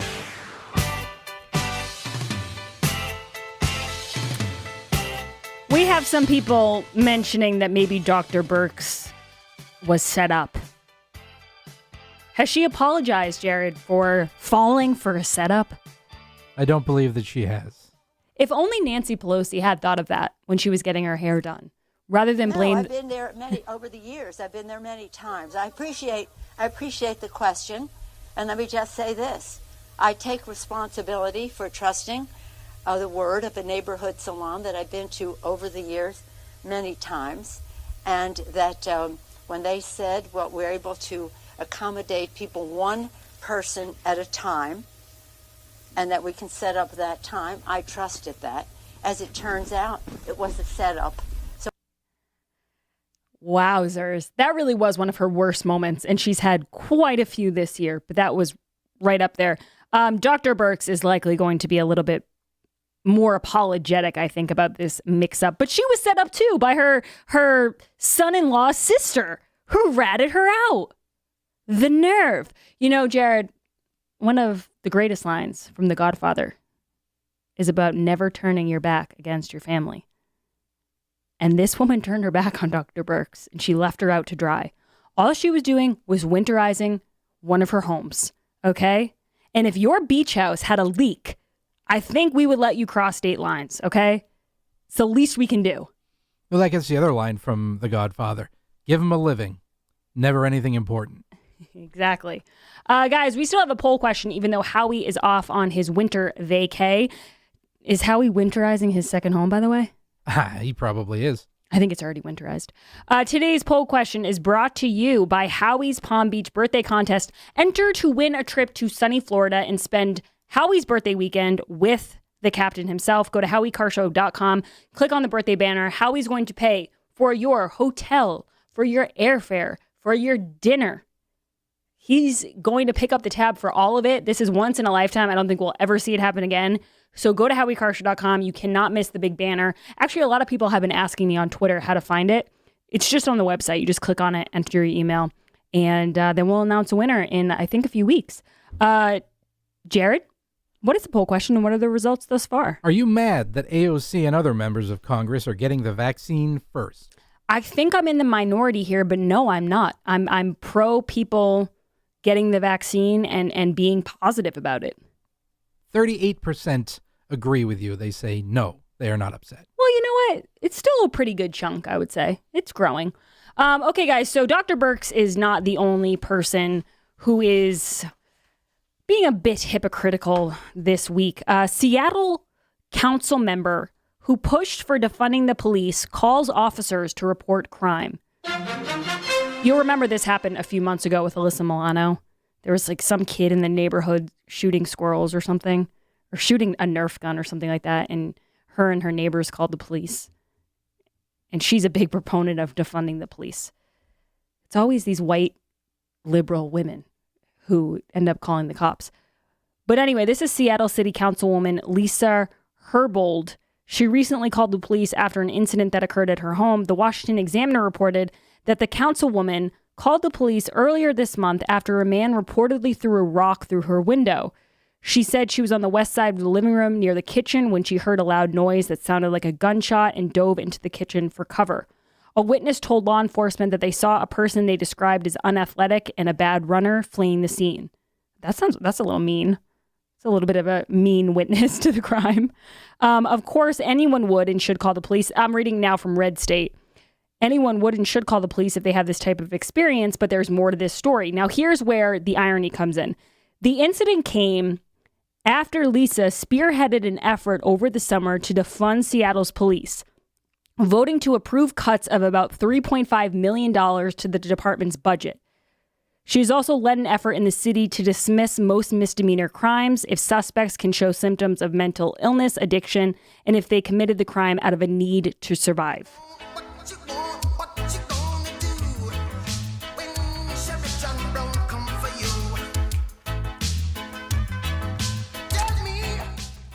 And here's the thing, because people always say when you criticize people who do this, detractors will say, well, what was she supposed to do? No, I'm for her calling the police, but it's ironic that she wants to have this right to call the police taken away from other people. And this writer for Red State, we've had him on the show before. His name is Jeff Charles. He put this really well. He said, while Herbold was on the receiving end of a crime, her situation is not nearly as bad as those who actually need officers who can protect them. Indeed, most of the white progressives who are pushing for anti-police measures will never deal with the negative consequences of such a move. They can push legislation, making it more difficult for officers to do their jobs, knowing that they are mostly shielded from violent crimes. Indeed, it is black residents who are most likely to be victimized by violent crimes, and defunding the police will only place more black Americans in danger. But progressives are beyond caring about such a trifling detail if it means they can promote their Marxist agenda under the guise of safeguarding black folks. End quote. And Jeff Charles is a black man who wrote this, and we've had him on the show before. He's excellent. But it's true, because in these communities, especially where minorities live, if they don't have access to police, they're in a lot of danger. And when the rock came through her window, I almost guarantee you Lisa did not think about calling a social worker. She thought it was a gunshot. She definitely called 911 and said, send the police to my house. And this is just one of a million examples of why the leftist ideology does not work in real life. But they don't care, because they can go out and they can make bumper stickers and they can sell merch. And it all sounds really good, even if it doesn't work. What did Howie used to say about the bumper stickers, call a hippie? You know, if there's a crime and you want to call the police, just call a hippie. Well, now it's called a social worker. But apparently the Democrats are going to keep calling the police. So hopefully this defund the police nonsense will stop soon. Guys, we got Corey Lewandowski coming up. I cannot wait to ask him about Eric Swalwell and everything that's going on in the Trump administration right now. Don't change the channel. I'm filling in for Howie. This is the Howie Carr Show.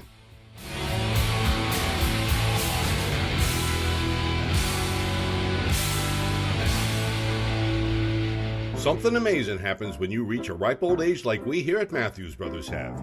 People make up multisyllabic, hard-to-pronounce words to describe you. Words like sesquicentenarian. More amazing yet, some people even try to sing it. Matthews Brothers is a sesquicentenarian. That means we're really old, but we're still flexing. We've got a website. It's wicked awesome. We're on the Facebook. Just like your Grammy. Won't you please friend us? We also tweet. Look for our stuff at Better Lumberyard or at Window Pros. And remember, Matthews has just one T. Even after 166 years of making wicked awesome windows and doors, we're still setting records. And for that, we say thank you. Matthews Brothers, Matthews Brothers, Matthews with one T. America's oldest window manufacturer.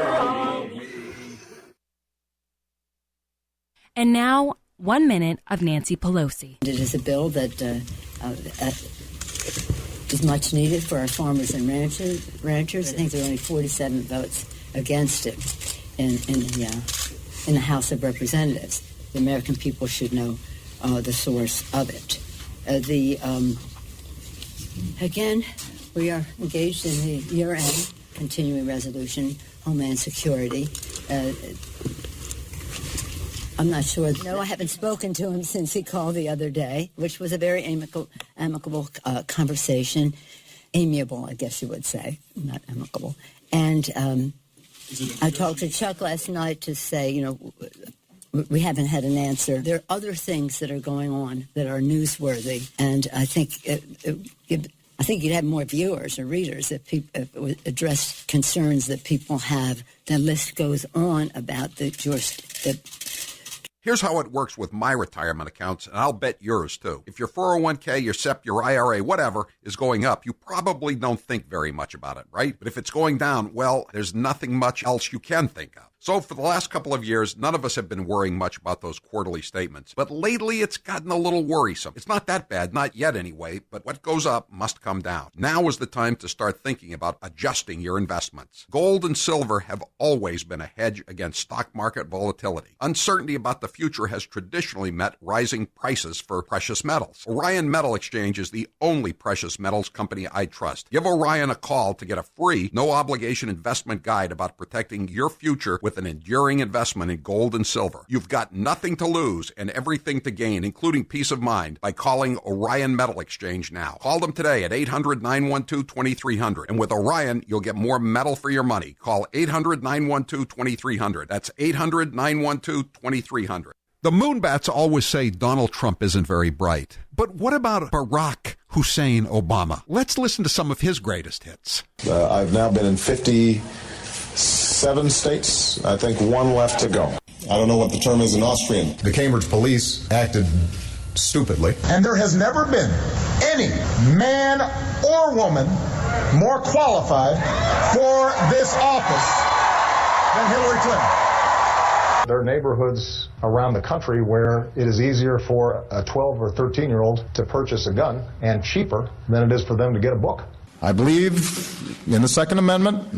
It's there written on the paper. If we fall for, a bunch of okey doke. A few months ago, when you were asked what's the biggest geopolitical threat facing America, you said Russia, not Al Qaeda. You said Russia.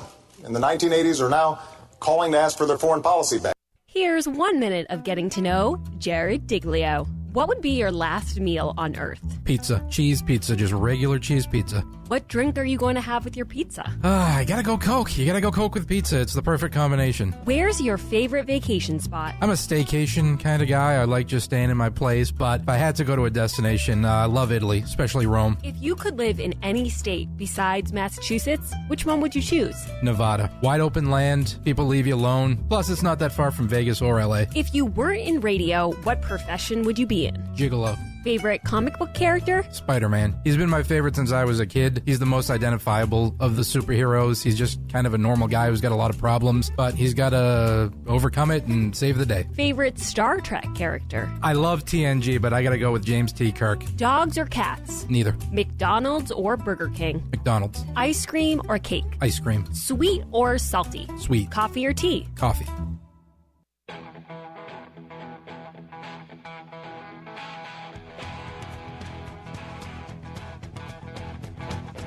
Live from the Matthews Brothers Studios. I'm going to put a slide up, and it's the words that President Trump dictated to you on July 19. Can you read what you wrote down? I'm happy to have you read it, Congressman. Well, why don't you want to read it, Mr. Lewandowski? I think you should afford me the same privilege you afforded Director Mueller. Would you like to read it? No, you're welcome to read it. Are you ashamed of the words that you wrote down? President Swalwell, I'm very happy of what I've written, but you're welcome to read it if you'd like. Well, if you forgot that exchange, it was really a thing of beauty. It was between Corey Lewandowski and, as he referred to him, President Eric Swalwell. So Eric Swalwell has been very obnoxious for a very long time. He's accused Donald Trump Jr., Jared Kushner, the president himself, all of being Russian spies, Russian agents. He, asked, you heard in that exchange, he asked Corey Lewandowski if he was ashamed of what he wrote. And Corey went on to say he's not ashamed of anything in his life. But this guy has no shortage of ego. He is so obnoxious. And now it comes out that he had a long relationship, I'm not going to say what kind of relationship, with a Chinese spy. And he was so close with this spy that the FBI got nervous and they gave him a defensive briefing. Not long after that, the spy, Fang, left the United States suddenly. Far be it from me, I am not Sherlock Holmes. I'm not Bob Mueller. I'm not Maxine Waters. I don't connect the dots here. But it seems a bit suspicious. So when I heard about all of this Eric Swalwell news, including the fact that the New York Times will not report on it, the first person I thought of was Corey Lewandowski. Corey, thank you for joining me on the show. What do you think of all of this news? Are you kind of reveling in it a little bit? Grace, it's such poetic justice that Chinese spy Fang was caught with Eric Swalwell. And the greatest part is, probably in Eric's entire career, he's now hiding from the cameras. We saw him coming back to his apartment in Washington, D.C. I guess he might have been on a jog, or maybe he was, who knows what he was doing, but he refused to answer any questions. And the amazing part of this whole story, Grace, is that the leadership of Congress, what they call the Gang of Eight, but on the House side specifically, Nancy Pelosi, Kevin McCarthy, the chairman and the ranking member of the House Intelligence Committee, was made aware of this incident prior to Nancy Pelosi appointing Eric Swalwell to the House Intelligence Committee. This wasn't after. This wasn't like, hey, she didn't know about it. Her and little Adam full of Schiff knew all about this, and they appointed him anyways. And if that doesn't reek with hypocrisy, nothing does. Well, Corey, I'm so glad you brought that up, because I was having this discussion with someone today who's been following this pretty closely, and this person they were trying to understand the timeline, and that was the exact point they were making, which was, it's one thing now to look at it and say, why won't she take him off the committee? I think it's just because, like everything else, she doesn't want to give Trump a win. She knows it will be, too great of a moment for Trump to see Eric Swalwell kicked to the curb. But like you said, it goes beyond that. She knew prior to putting him on an intel committee that he had this relationship with a Chinese spy. It's really unbelievable. It calls into question what, if any, information he has on either Nancy Pelosi or on Adam Schiff, the chairman of the House Intelligence Committee. Because, look, there was a briefing yesterday by the FBI, I'm told. It was to the ranking members on the House Intelligence Committee and Minority Leader McCarthy. He was so alarmed by the briefing that he received by the FBI, he's now asked for every member of the Intelligence Committee to receive the exact same briefing which he received. And it's now going to be up to Adam Schiff and Nancy Pelosi to determine if that happens. But Leader McCarthy is so concerned about the information the FBI provided him yesterday that he has called for Eric Swalwell to be removed from the House Intelligence Committee, a committee which is tasked in Congress with receiving and understanding our nation's most important secrets. When I testified in front of that committee, and I was in what they call a skiff space, down in the bottom of the Capitol, members of Congress aren't allowed to bring their phones in, no staff in the room. The only person that got up and left time and time again during my committee testimony was Adam Schiff. And then when I walked out of the committee, every single person he was talking to was aware of my testimony prior to me actually walking out of that committee. That's how dishonest these people are. But Eric Swalwell does not deserve the privilege of serving on that committee. And Corey, I'm sure you watched a lot of the news programs this weekend, but Trey Gowdy was on one, and he said it so well. He said there's 230 other people who didn't do this, whatever it is. We're not going to assume what happened, but who didn't have a relationship with a Chinese spy. You can't find one of those people. I'm actually going to play that cut, Corey, because I want to get your reaction. That's cut 3. The only person who put Eric Swalwell on the House Intelligence Committee is Nancy Pelosi. There's no steering committee, Martha. I mean, she picks the members of the Intelligence Committee.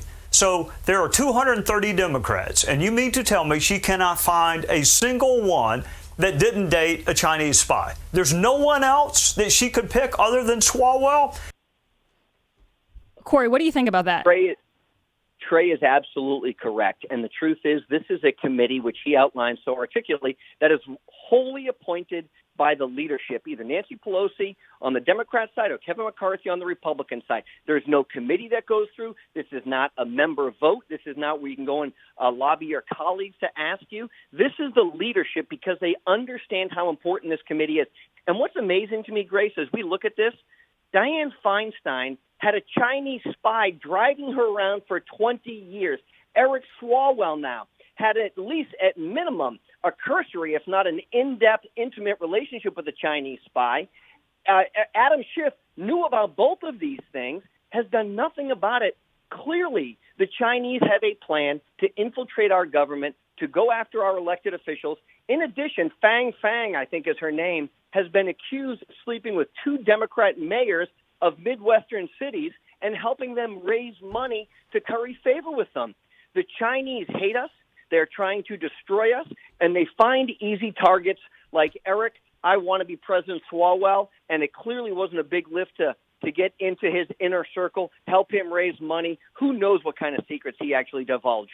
But Corey, what I really think takes this story over the edge, and I don't want to raise your blood pressure here, but this is the part of it for me, which I couldn't even get my head around, was then not only is there radio silence from the media, I think they've probably given like maybe 5 minutes to this, if less. The New York Times has still not printed a story on it. But when he's asked about it, he blames Donald Trump for the leak. And I want to play that because I think people have to hear this. This is cut 19. This is Eric Swalwell. The people who did share classified information were the people who leaked this story. And to do that against a critic of the president, they may think that they're going to silence me. They're not going to silence me. But what they are going to do is they're going to make others think twice when they're asked to sit down and provide defensive information about people like this. I hope none of my colleagues ever find themselves that I found myself in by having to sit down with the FBI because someone who had helped the campaign was trying to do this. But I hope every person would want to help their country just as I did. Oh, so Corey, you notice that he's not only the victim of Donald Trump's, malicious behavior, but he's also a hero. He's an American hero. You have to remember a couple things. Lying to the FBI, even as a member of Congress, is a felony. Okay, that's called perjury. So Eric had better be very, very careful what he says. And look, he doesn't want to see any of his other colleagues sleeping with Fang Fang because he wanted her all to himself. I mean, this is outrageous. She was a Chinese spy who infiltrated the congressman's office, raised money for him probably illegally in some kind of violation of Fair Elections Commission laws, clearly had an intimate relationship with him. When the members of Congress were told about this, Eric Swalwell said, well, I wouldn't want my other colleagues to have to go through and have a sit-down with the FBI. What does he think he had everybody else do during the Mueller investigation, which we all know was a total scam? He went around and said he had conclusive evidence as a member of the House Intelligence Committee that Donald Trump committed high crimes and misdemeanors. He had conclusive evidence, only for Mueller to come out himself and say, no evidence ever existed. This guy's a pathological liar who can't even find a non-Chinese spy to sleep with. And to your point, Leader McCarthy did say that he was in a meeting with Pelosi, and he said anyone who was in that meeting, he can't obviously tell us what was said, but he said you'd have to, I'm paraphrasing, but he said you'd have to be crazy not to kick him off the committee. I mean, it's absolute insanity. But that is the Democrat Party in 2020. It's just completely insane. But Corey, I also have to ask you, I know you're close with President Trump. You talk to him a lot. What is his mindset right now? Is he looking at 2024? Is he still confident in 2020? What do you think's going on? Well, Grace, Monday of last week, a week ago today, I had the opportunity to bring my family down to the White House, my 4 kids, my wife. We went into the Oval Office, and literally my family probably spent a half an hour with the president. I spent another 3 hours after that. And we just talked through a whole litany of things. We talked about what was going to transpire over the next, at the time, 35 days of his potential presidency and what was going to go forward. And here's what he said to me. He said, Corey, I just want to focus on being the president. I love this job. It's the greatest job the world could ever see. And he's done an amazing job, so he wants to focus on it. And look, what we know, whether it's empirical or anecdotal, was that Donald Trump won the election. Just when you go out and you look at the crowds that people came out for, the lack of a campaign Joe Biden had, the specific places where Donald Trump won, where all of a sudden the next night he was losing, or 2 days after that. Look, this president wants to keep fighting. He has taught the Republican Party to fight for the first time in a long time. And whatever the disposition is, come January 20th, if that means Joe Biden is sworn in as the 46th president of the United States, or Donald Trump gets to remain for 4 more years, I can promise you this. This country has not seen the last of Donald Trump. He is very engaged. We've been actively raising money for if he has a PAC afterwards. He's raised hundreds of millions of dollars. He gets 75 million votes across this country. He's going to be engaged, and he's going to keep holding both Democrats and Republicans accountable, because if Joe Biden takes office on January 20th, you're going to see the largest progressive movement in our nation's history. You're going to see an assault on the Second Amendment. You're going to see assault on our civil rights. You're going to see an assault on the police. You're going to see the defunding of our military. All of the things that this president has warned about, you're going to see that transpire. And so we're going to continue to fight, and we're not going to stop regardless of what the outcome of this election is. Corey, thank you so much. Thank you for being with us, and let everyone know the names of your books so everyone can go out and buy them. Oh, well, look, my first and most famous book is Let Trump Be Trump. It was the 16 campaign. Then I wrote a book called Trump's Enemies, How the Deep State is Undermining the President. And my last book is called Trump, America First, How the President Succeeds Against All Odds. They're available everywhere. Go out and get one. They're a fun, easy read. Awesome. Thank you, Corey. And I hope you continue to enjoy this Eric Swalwell story, because it really is the gift that keeps on giving. The longer Pelosi waits to kick him off the House Intel Committee, it's just getting...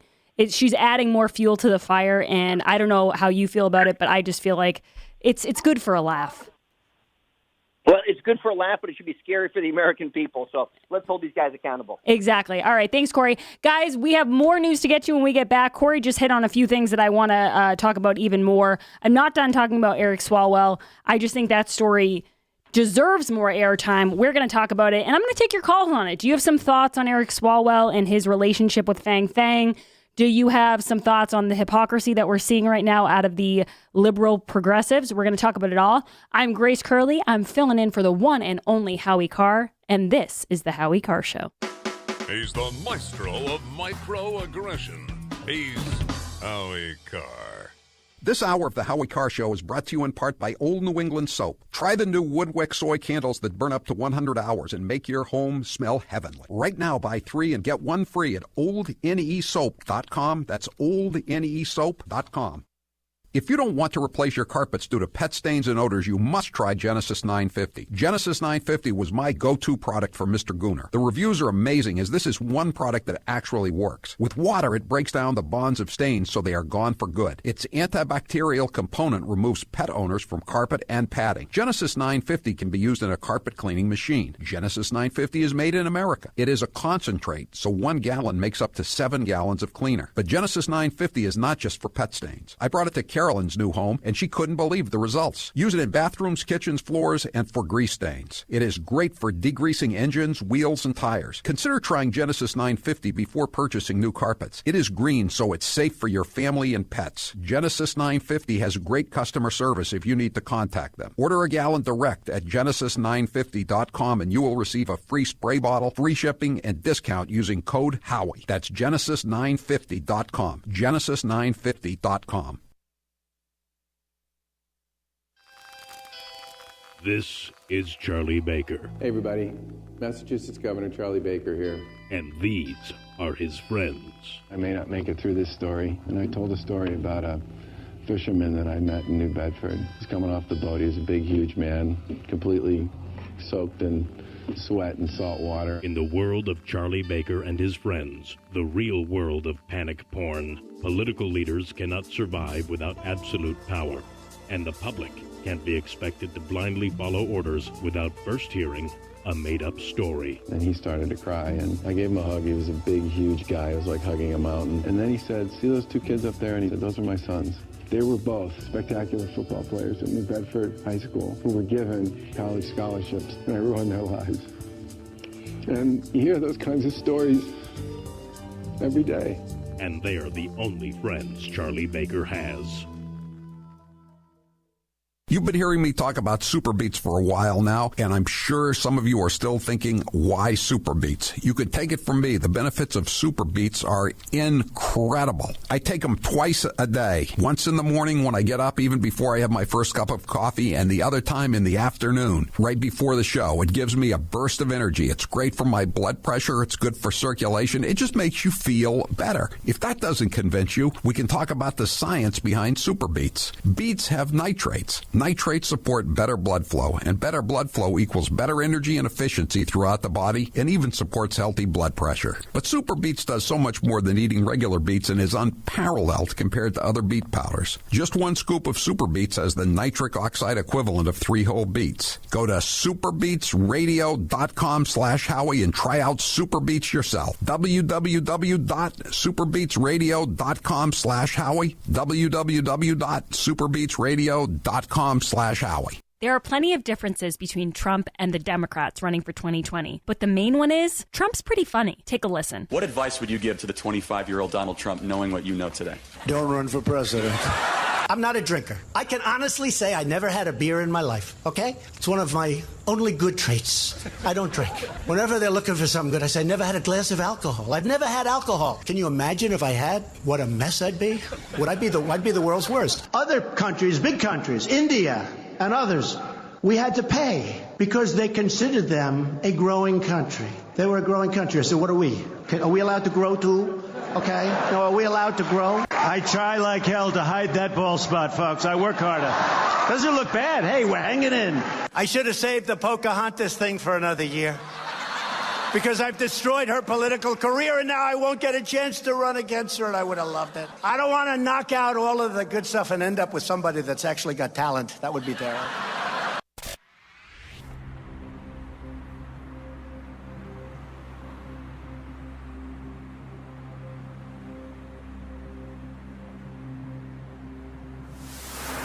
He didn't come here to be made sport of. Funny how? I mean, funny like I'm a clown, I amuse you, I make you laugh. What do you mean funny? Funny how? How am I funny? Howie Carr is here to stay.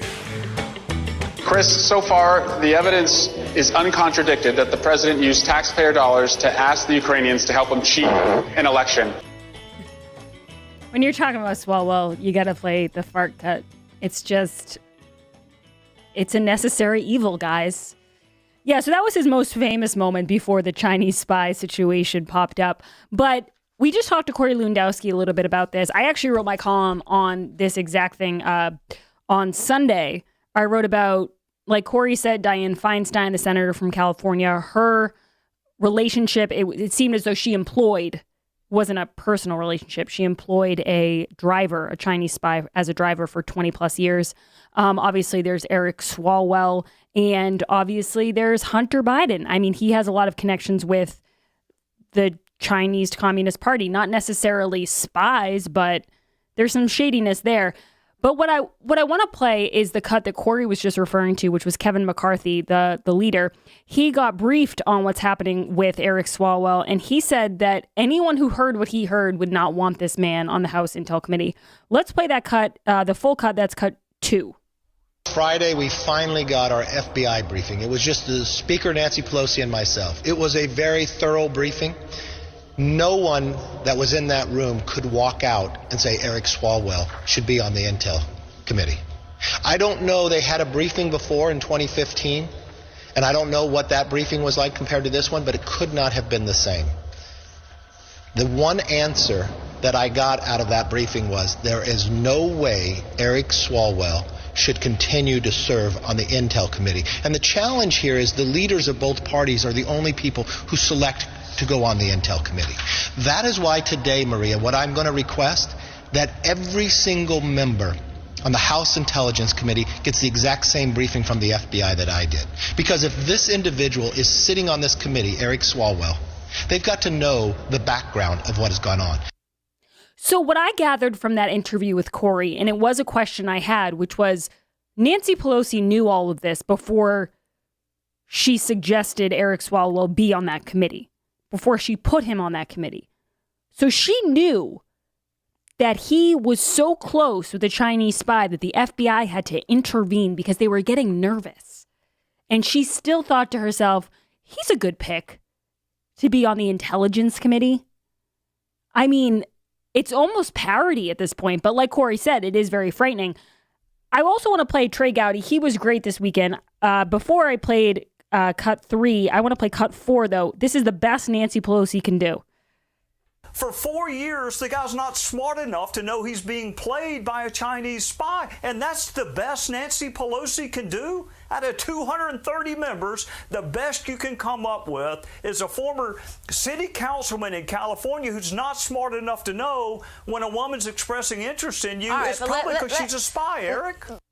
Why are you cutting him off? Who is that, Martha McCallum? You got to let him go. It's a great point. I mean, in Nancy Pelosi's defense, it is slim pickings with the Democrats. Every other one seems to have employed a Chinese spy or know a Chinese spy. But Trey Gowdy is absolutely right. Eric Swalwell does not seem to have, and this is what the mail manager always calls it, antennas. If you have antennas, you can sense things, oh, that doesn't look right, this doesn't look right. Where are his antennas? He's in one of the most powerful positions in D.C., and he doesn't know enough to say this is a little suspicious. And I think the craziest part, which I'll be interested to see how it plays out, is how Fang Fang knew that she had to flee the country and disappear. What's that about? Really quickly, Jim, you're on with Grace. Really quick, what's your point? Hey, Grace. Hey, you're doing a great job. I regret to say, but the Democrats have been playing the long game for so long, 60 years, that I'm afraid that, if Trump doesn't pull this presidency out of the hat, that we have lost everything and probably never going to regain it again. And I regret to say that, but they've been doing Jim, it so well. I hate to cut you off, Jim, but I do see your point. Like Lindsey Graham said, he said, you guys want power, and I pray to God you never get it. And it's looking like if they do, I'm just as nervous as you are. Filling in for Howie Carr, this is Grace Curley, and this is The Howie Carr Show. Hey guys, as many of you have probably guessed, I'm not coming back to Boston this year. What can I say? I like living in free America, but I do have something special for my birthday planned in January. So that's why we're running the Howie Carr birthday contest. You can just go to HowieCarrShow.com, click on the big banner at the top of the page, type in your email, and boom, you are entered to win a free trip to Palm Beach. I'm covering the airfare, the hotel, and a very special dinner on the night of my birthday. Plus, I'll give you a tour of Palm Beach, the real Kennedy Babylon-style tour. So what's the catch? There is no catch. So the winners get to fly down, stay at a nice hotel, and go out to dinner, and you're picking up the tab for it all? Yes. Do they have to buy something on the site to enter? No, Grace, it is all free. Does the mailroom manager know about this contest? It was her idea. Okay, guys, you heard him. Go to HowieCarrShow.com, click on the banner, and enter your email to win. They're outlandish, they're outrageous, and they're hypocrites. They're the women of The View. Bernie was so menschy in that moment, like a real guy. I actually am aroused by him. Timothy McVeigh was a Christian. Just saying. Hitler was a Christian. Well, he didn't like the Catholics. Trump needs to be medicated and hospitalized at this point, or he is going to just kill all of us. I mean, do we have to wait till the hammer and sickle is on the American flag before we stand up to this guy? Joy, you've worn blackface. I did not go in blackface, please. No, she was not in blackface. Thank you. It was a Halloween party. I went as a beautiful African woman. Did you have tanning lotion on, Joy? A little. I had makeup that was a little bit darker than my skin. I'm hoping Dr. Jill becomes a Surgeon General. She's a hell of a doctor. Whoopi, you said that Roman Polanski, it wasn't rape. I know it wasn't rape. Child molest, maybe? I'm not sure. It was something. It was something else, but I don't believe it was rape. Oh, no. Are we starting to feel bad for Joe Biden? Sorta. Are we going to play his gaffes anyway? Of course. My name's Joe Biden. I'm a Democratic candidate for the United States Senate. Now we need to stand behind Jamie Harrison, the next president, next senator. I'm looking forward to appointing the first African-American woman to the United States Senate. Just like here in California, here in Nevada. Back in the spring, late fall, late spring, late winter, early fall. Anyway, you know what I mean. Look, tomorrow's Superstar Tuesday. I tell you what, I'm rushing ahead, aren't I? We hold these truths to be self-evident. All men and women created by you know the thing. It says you cannot have 20, 30, 40, 50 clips in a weapon. We'll see who's sleepy. Mr. Vice President, thank you. All right, Chuck. Thank you very much. All right. It's Chris. Sometimes I wake up and I think it's 1920 and not 2020.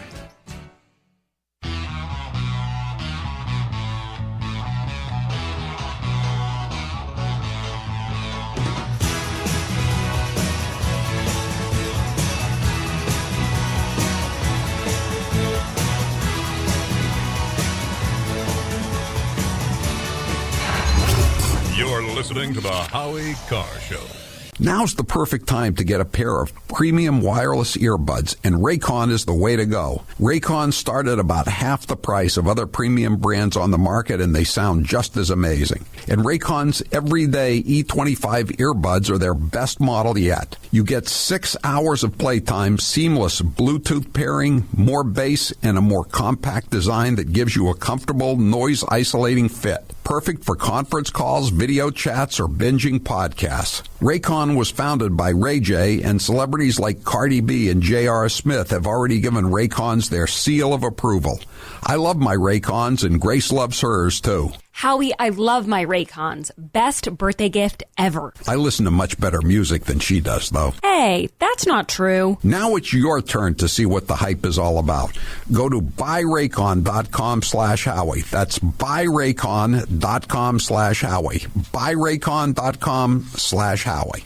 Remember the boy who cried wolf? I call this one the press that cried Hitler. The president is not only racist, he's a bigot, but he is completely un-American. He is behaving like a fascist. This is the president, once again, just thumping his chest and acting like he is the dictator that I think he wants to be. The president of the United States is a wannabe dictator with authoritarian tendencies. This is exactly what authoritarians do. This is what strongmen do. This is what happens in authoritarian regimes. We have a president with a strong authoritarian personality. Like a dictator from another nation. People that grew up in authoritarian regimes, seeing echoes of that in President Trump. He likes these figures like Vladimir Putin and Kim Jong-un. This is more the actions of a dictator. He totally wants to be a dictator. It's so obvious. Much like Hitler took over the Nazi Party, Trump has taken over the Republican Party. He went full Hitler. Trump is as destructive a person in this century as Hitler, Stalin, and Mao were in the last century. It's simply a Stalinist phrase, for God's sake. He sounded not like a president of the United States. He actually sounded like Saddam Hussein.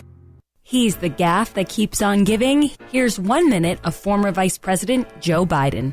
You teachers who touch them, figuratively speaking, well, I hope you touch them and tell them how much you love them too. But my point is, when you touch their hearts. I get in trouble some of the things I say, but I want to tell you, just be straight up. If I'm your president, with me it starts here in my gut, it goes to my heart, and then I articulate it. And by the way, I sit on the stand and it get hot. I got hairy legs that turn blonde in the sun. And the kids used to come up and reach in the pool and rub my leg down so it was straight, and then watch the hair come back up again. 1.2 billion. So you go ahead and you stack spaghetti sauce at a store in a supermarket. You control the guy or the woman who brings out the carts on a forklift. So I learned about roaches. I learned about kids jumping on my lap, and I've loved kids jumping on my lap. You're listening to the Howie Carr Show. Here are some rapid-fire questions with Taylor Cormier. If you had to live in a state besides Massachusetts, which would you choose? Montana. No question about it. When is the last time you've heard of anything happening in Montana? The answer is you haven't. It's quiet. Nobody's going to bother you in Montana. If you weren't a radio guy, what profession would you be in? My number one dream job is to be an antique dealer, like the American Pickers. I would love that job. Going through people's old garbage and junk and trying to find that diamond in the rough, and you're always learning as you go. It's a lot of fun to watch, and I think that's why I go antiquing on the weekends. What is your favorite color? Blue. What's your favorite TV show? The Honeymooners. Jackie Gleason is the most hilarious person on television ever. What is your favorite soda? I'm not a big soda guy. It's got to be a special occasion for me to drink soda, but I'm partial to Dr. Pepper. Hair loss is not one of life's more enjoyable experiences. If you're looking to fill in your hairline or reverse years of hair loss, DiStefano Hair Restoration will create a result that will be a transformative experience. The result of my IGT procedure was quite remarkable. I now have fuller, thicker hair so I can even wear it a bit longer. There are a few major decisions I've made in my life that I wish I did sooner. My hair restoration is number one. It was by far one of the best moves I've ever made. My hair looks awesome, and the confidence from having a full head of hair again has left me feeling great. I used to look in the mirror and dreaded seeing my ever-increasing bald spot. Now when I look in the mirror, I see the new me with a full head of thick hair. For information on how to make the same choice I did, go to hairman.com/Howie. What are you waiting for? More hair to fall out? Get the hair you've always wanted. Hairman.com/Howie. 200 moms, dads, sons, daughters, grandparents who are no longer with us. I think it's up to 30,000 people have died. Over 600,000 dead, 600,000+ people. 60,000. 660. We're in the middle of a pandemic that had cost us more than 85,000 jobs, lives of millions of people. Now we have over 120 million dead from COVID. 200 million people have died. 205 million people, 1,000 people. 210,000 people have died. 4 million existing billion, 500,000. 50,000. A class of 25.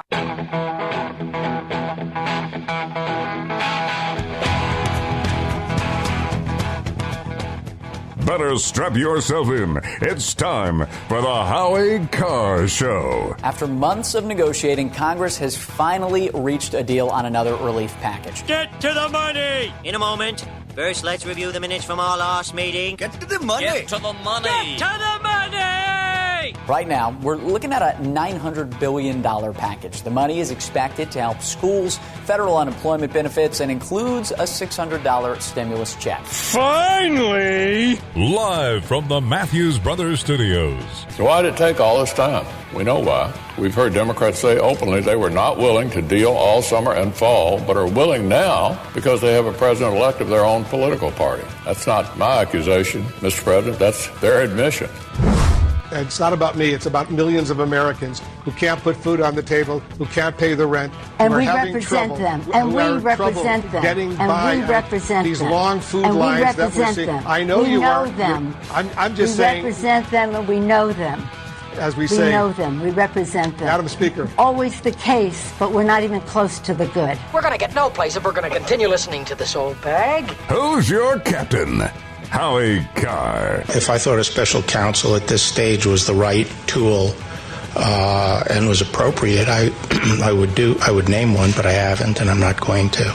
Surely you can't be serious. Unchained and unstoppable. What I worry about is we're going to go into Inauguration Day with the potential to inaugurate an illegal and illegitimate president when we already have a lot of the United States believing that the greatest democracy in world history can't run a fair election. This is not a recipe for tranquility over the next 4 years. Rump swabs, hacks, and moonbats beware. It's Howie Carr. It is not Howie Carr. This is Grace Curley. I'm filling in for the captain as he is enjoying his Christmas vacation. So excited to be here. I have Jared Diglio on the board. He's doing a phenomenal job, and we have a lot more show to get to, including a writer from the New York Post is going to join us to discuss Governor Andrew Cuomo, restaurants in New York, and this wild story about a prep school on the Upper East Side that the teachers there wrote a massive manifesto of a list of demands of things they want that they think will bring racial equality to this ritzy private school. And it's pretty amazing. And I'm excited to hear from someone who has been looking into this a lot more closely than I have about what they think. What are the teachers going to accomplish? But before we get to any of that, just because Howie's not here doesn't mean we don't have the Chump Line.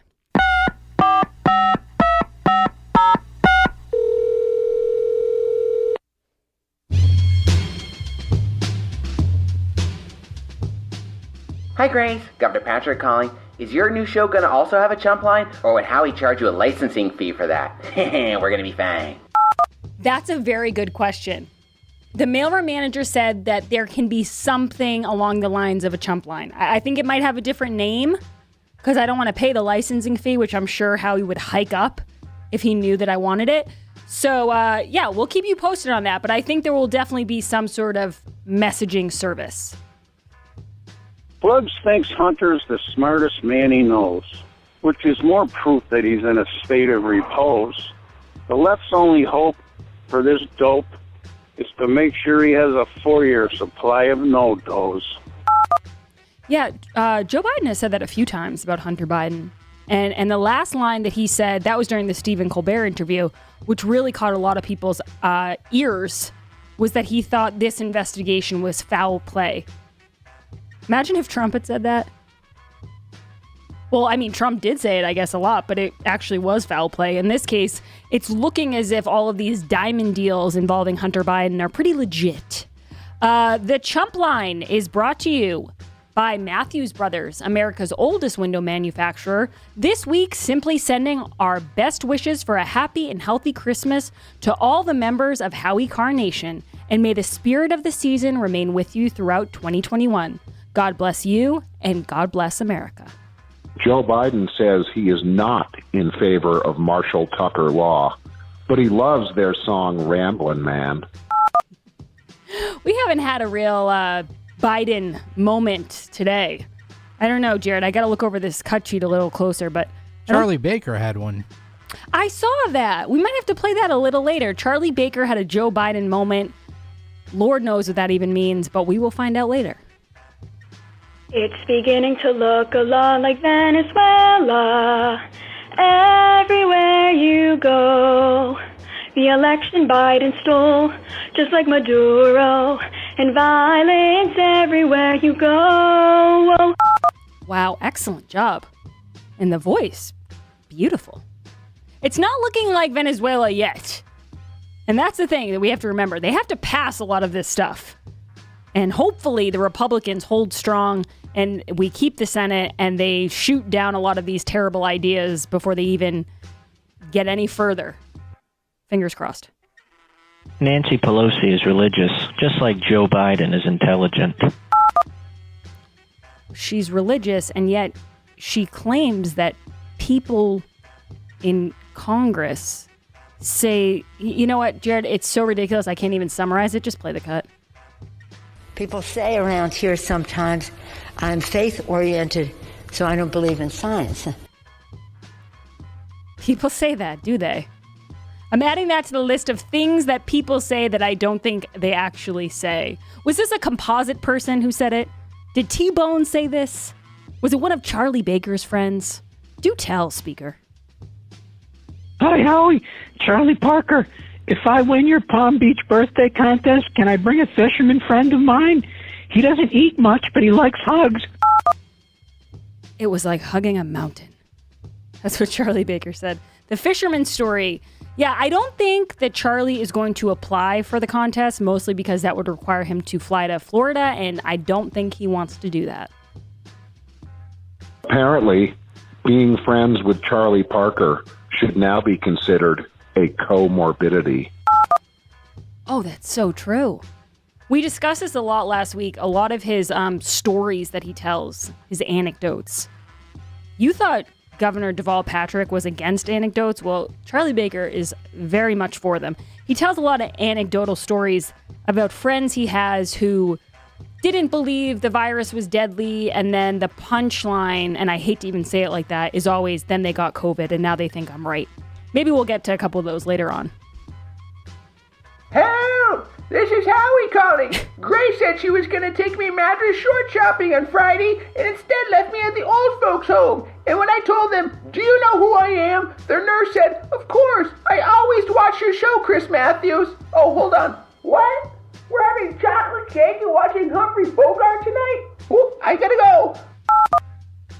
Aw, no.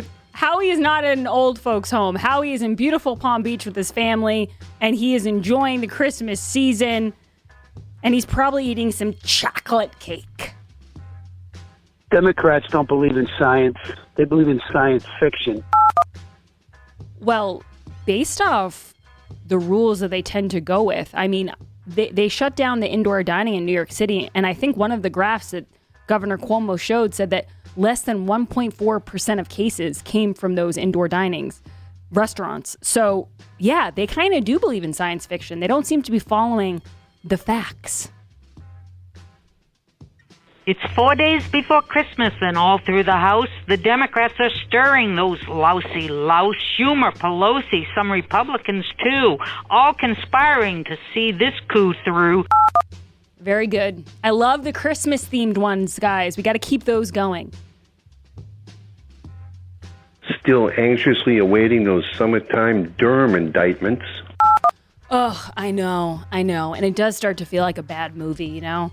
We all get so hyped up. We think something's going to come through. And then today, Attorney General Bill Barr said that he's not going to appoint a special counsel to the Hunter Biden case. And I hate to say it, but I was a huge Bill Barr fan, but I'm not surprised. I don't think anything surprises us anymore. The swamp is so deep. Forget about Christmas songs by Sinatra. This holiday season, you need to purchase Christmas songs by Fauci with such classics as Rudolph the Face-Masked Reindeer, The Voice of a Generation, On the 10th month of the shutdown, Biden gave to me 35 beautiful songs. I'm dreaming of a socially distanced Christmas, as well as his new hit, Grandma Got Killed by Charlie Baker. Order today. Wow. That was a great one. And you know what? Speaking of Dr. Fauci, we do have Dr. Fauci talking about Santa Claus. We'll play that in the next segment.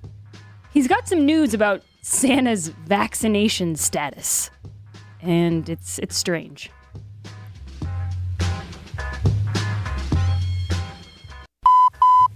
That was your last chump line message. Thank you for calling Howie Carr, you chump. And guys, if you ever want to leave a chump line message, you can call 844-500-4242. Press 2 for the chump line. You can also call that number if you want to call in and maybe talk about Dr. Fauci with me in the next segment. Maybe I'll take some calls. But the chump line is brought to you by Matthews Brothers, America's oldest window manufacturer. This week, simply sending our best wishes for a happy and healthy Christmas to all of the members of Howie Carr Nation. And may the spirit of the season remain with you throughout 2021. God bless you and God bless America. It's beginning to look a lot like Venezuela. Everywhere you go, the election Biden stole, just like Maduro, and violence everywhere you go. I'm Grace Curley. I'm filling in for Howie Carr, and this is The Howie Carr Show. Keep it here, chumps. More Howie Carr after this. Do you have no water, poor water quality, or low pressure? This is Howie Carr. Call the water experts serving Massachusetts and New Hampshire. Skillings & Sons. They're ready with 24-hour service and a fleet of trucks stocked with parts to make sure you're not without water. With over 50 years of experience, they take pride in having a family of employees that are the best in the business. For all things water, Skillings & Sons is there for you. skillingsandsons.com. Hey New England, it's Grace Curley here. I just wanted to clear up some rumors. Number 1, I am not leaving the Howie Carr Show. But rumor number 2 is true. I'm getting my very own show on WRKO and other stations in New England. The premiere date for The Grace Curley Show is January 4th, 2021, and the show is from noon to 3. So tune in. The Grace Curley Show, premiering January 4th, 2021, that's just around the corner, on WRKO. 200 moms, dads, sons, daughters, grandparents who are no longer with us. I think it's up to 30,000 people have died.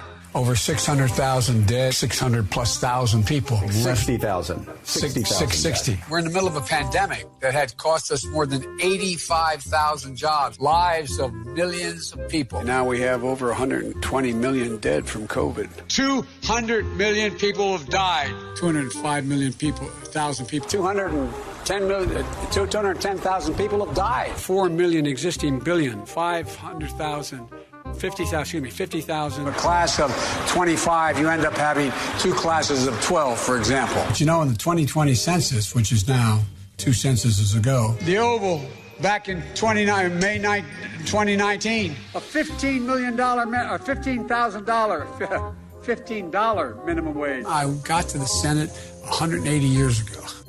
Here's how it works with my retirement accounts, and I'll bet yours too. If your 401k, your SEP, your IRA, whatever, is going up, you probably don't think very much about it, right? But if it's going down, well, there's nothing much else you can think of. So for the last couple of years, none of us have been worrying much about those quarterly statements. But lately, it's gotten a little worrisome. It's not that bad, not yet anyway, but what goes up must come down. Now is the time to start thinking about adjusting your investments. Gold and silver have always been a hedge against stock market volatility. Uncertainty about the future has traditionally meant rising prices for precious metals. Orion Metal Exchange is the only precious metals company I trust. Give Orion a call to get a free, no-obligation investment guide about protecting your future with an enduring investment in gold and silver. You've got nothing to lose and everything to gain, including peace of mind, by calling Orion Metal Exchange now. Call them today at 800-912-2300. And with Orion, you'll get more metal for your money. Call 800-912-2300. That's 800-912-2300. Here's 1 minute with Governor Charlie Parker in Massachusetts. I'd certainly put myself on that list. I'm a basketball player. I always was. There's a lot at stake here. This is not a virus to be trifled with or disrespected. Respect the virus. I have a hard time understanding when we're going to be able to play basketball again. We can start talking about a gradual, careful, data-driven, phased reopening. Don't let a few nice days step on that. I need to talk to the Attorney General and find out what the actual parameters of the ruling are. Did this just happen? And the reason I read that story is because I'm a basketball player, and I agree. I was first made aware of the discrepancy on this on the day that the registrar resigned. The vast majority, and I mean like the vast majority of the people who are part of these protests are there to make a point and to make it peacefully. That is so obvious, I'm amazed that anybody could say anything other than that. I would love to be able to open everything up tomorrow. That would be an incredibly irresponsible thing to do.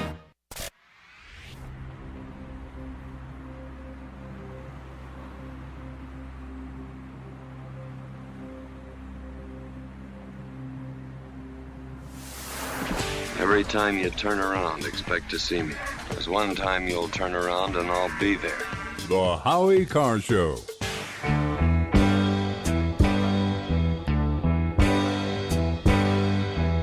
Hello, everyone. Welcome back to the Howie Carr Show. My name is Grace Curley. I'm filling in for Howie. I'm his producer. We got Jared Diglio on the board. We hope everyone's having a lovely week before Christmas. You can feel the Christmas spirit out there. A lot of people enjoy this time of year. There's fancy lights, Christmas presents, what's not to love. And there's also Santa Claus. And somehow Dr. Fauci has really managed to hit every cultural point in his interviews. He talks about the NFL. He talks about the MLB. He talks about protests. He talks about elections. He talks anything that is happening in the United States, Dr. Fauci has an opinion on. And now he's talking about Kris Kringle. But before we get to that, let's do the poll question really quick. Today's poll question is brought to you by Howie's Palm Beach Birthday Contest. Enter to win a trip to sunny Florida and spend Howie's birthday weekend with Howie. Go to HowieCarrshow.com and click on Howie's birthday banner, enter your email, and it's all paid for by the cheap bastard himself, so it's a great deal. Jared, what is the poll question and what are the results thus far? Are you mad that AOC and other members of Congress are getting the vaccine first? No, I am not. 63% of the audience say yes, they are mad. Okay. Angry birds. All right, though, let's get back to this Dr. Fauci. So, Jared, set this up for me a little bit. He was being interviewed about Christmas. How did Santa come up in this conversation? Santa's come up several times in several conversations. You remember last week, Gretchen Whitmer and Santa did a video together to help educate kids about COVID during the Christmas season. It was very 1984. She brought out Santa and said, Santa likes me and Santa likes my rules. Super 1984. Right. So, not to be outdone, Dr. Fauci is being interviewed. And so, naturally, the question comes up, well, what with travel restrictions? The National Hockey League, the Canadian teams aren't leaving Canada this season. The Toronto Raptors of the NBA, they're stuck playing in Florida because you can't cross-country lines, and you can't, what does it mean for Santa Claus, and all these different things. So, once again, Dr. Fauci came to the rescue. So what I did a little while ago, I took a trip up there to the North Pole. I went there and I vaccinated Santa Claus myself. I measured his level of immunity, and he is good to go. He can come down the chimney. He can leave the presents. He can leave, and you have nothing to worry about. Santa Claus is good to go. Do you think Santa Claus will be wearing a mask, though? Well, actually, I think he will be, and I had to sit through Andrew Cuomo's TV hour. My condolences. Today. He was talking about that, and he said, yes, Santa will be wearing... sorry, I'm not Andrew Cuomo. Yes, Santa will be wearing a mask, but you'll be able to recognize him. He's got a recognizable suit. See, this is what I don't understand is... And a comorbidity, let's be honest. Santa's a big dude. That is true. Well, it's good that he got the vaccination. That is true. But this is part of the phenomenon I don't understand, which is not letting people have any sense of normalcy. And I'll give you an example. Sometimes I watch TV and there's commercials, and they wouldn't have to be coronavirus commercials. It's like a car commercial. They could just play an old ad they ran last year. But instead, they turn everything, and you'll notice if you're watching it, into coronavirus and people wearing masks and people talking to each other. You ever seen that one of the girl talking to her neighbor through the window? They're shoving it down our throats, and we're supposed to think it's so great. And I kind of feel like, why can't we just pretend for the commercial's sake and on TV like everything's normal for our own sanity? Why can't we just leave Santa out of the equation? Now we have to talk about how we're vaccinating Kris Kringle. It's the Charlie Baker. It's just, you can't have fun. It's the death of fun. You can't have any excitement. You can't have any joy. You have to live your miserable life in fear of the virus. Wear your mask like a good little soldier. Eat your plant protein. Stay in your apartment. Don't talk to people, and just give us your tax money. Well, that's the next thing is they keep saying, well, even when you get the second dose, you still have to sit at home. You can't start traveling again. They really want us to feel as though this is, it's their favorite expression, the new normal. It's the new normal, Jared. You just have to get used to it, and you should enjoy it. This is good. This is for your health. Just so you know. But Dr. Fauci, I wonder if Dr. Fauci was asked at all about Dr. Birx winterizing her home. Didn't hear anything about that come up. I wonder if he has any feelings on that. But yeah, guys, we have a lot more to get to. When we come back, we have Carol Markowitz from the New York Post. I'm so excited to talk to her. We're going to talk all about, speaking of Governor Andrew Cuomo, she has plenty of thoughts on his New York City brain-numbing COVID-19 dining update. Remember we hit on this last week, Jared? We talked about how they were telling people you couldn't use the bathrooms. You could dine outside, but you couldn't use the bathrooms inside. They retracted that because they got enough backlash. But some of the rules are absolutely crazy. And what's crazier, and this is what Carol hits on in her piece, is how much money these restaurant owners have spent trying to follow these rules. Thousands of dollars. You go into a restaurant, you see the plexiglass. That cost a lot of money. Only for them the next day to say, actually, no, we don't think that's going to work. Shut it down. So Carol's going to talk to us about that. She's also going to talk to us about this manifesto that a private school's teachers decided to put out. It's basically a list of demands of things they want and the backlash that ensued. We have all of that coming up. I'm so excited to talk about it. Do not turn the dial, because I'm Grace Curley. I'm filling in for Howie Carr. He's enjoying a little bit of Christmas vacation. We got so much more coming up, guys. This is the Howie Carr Show.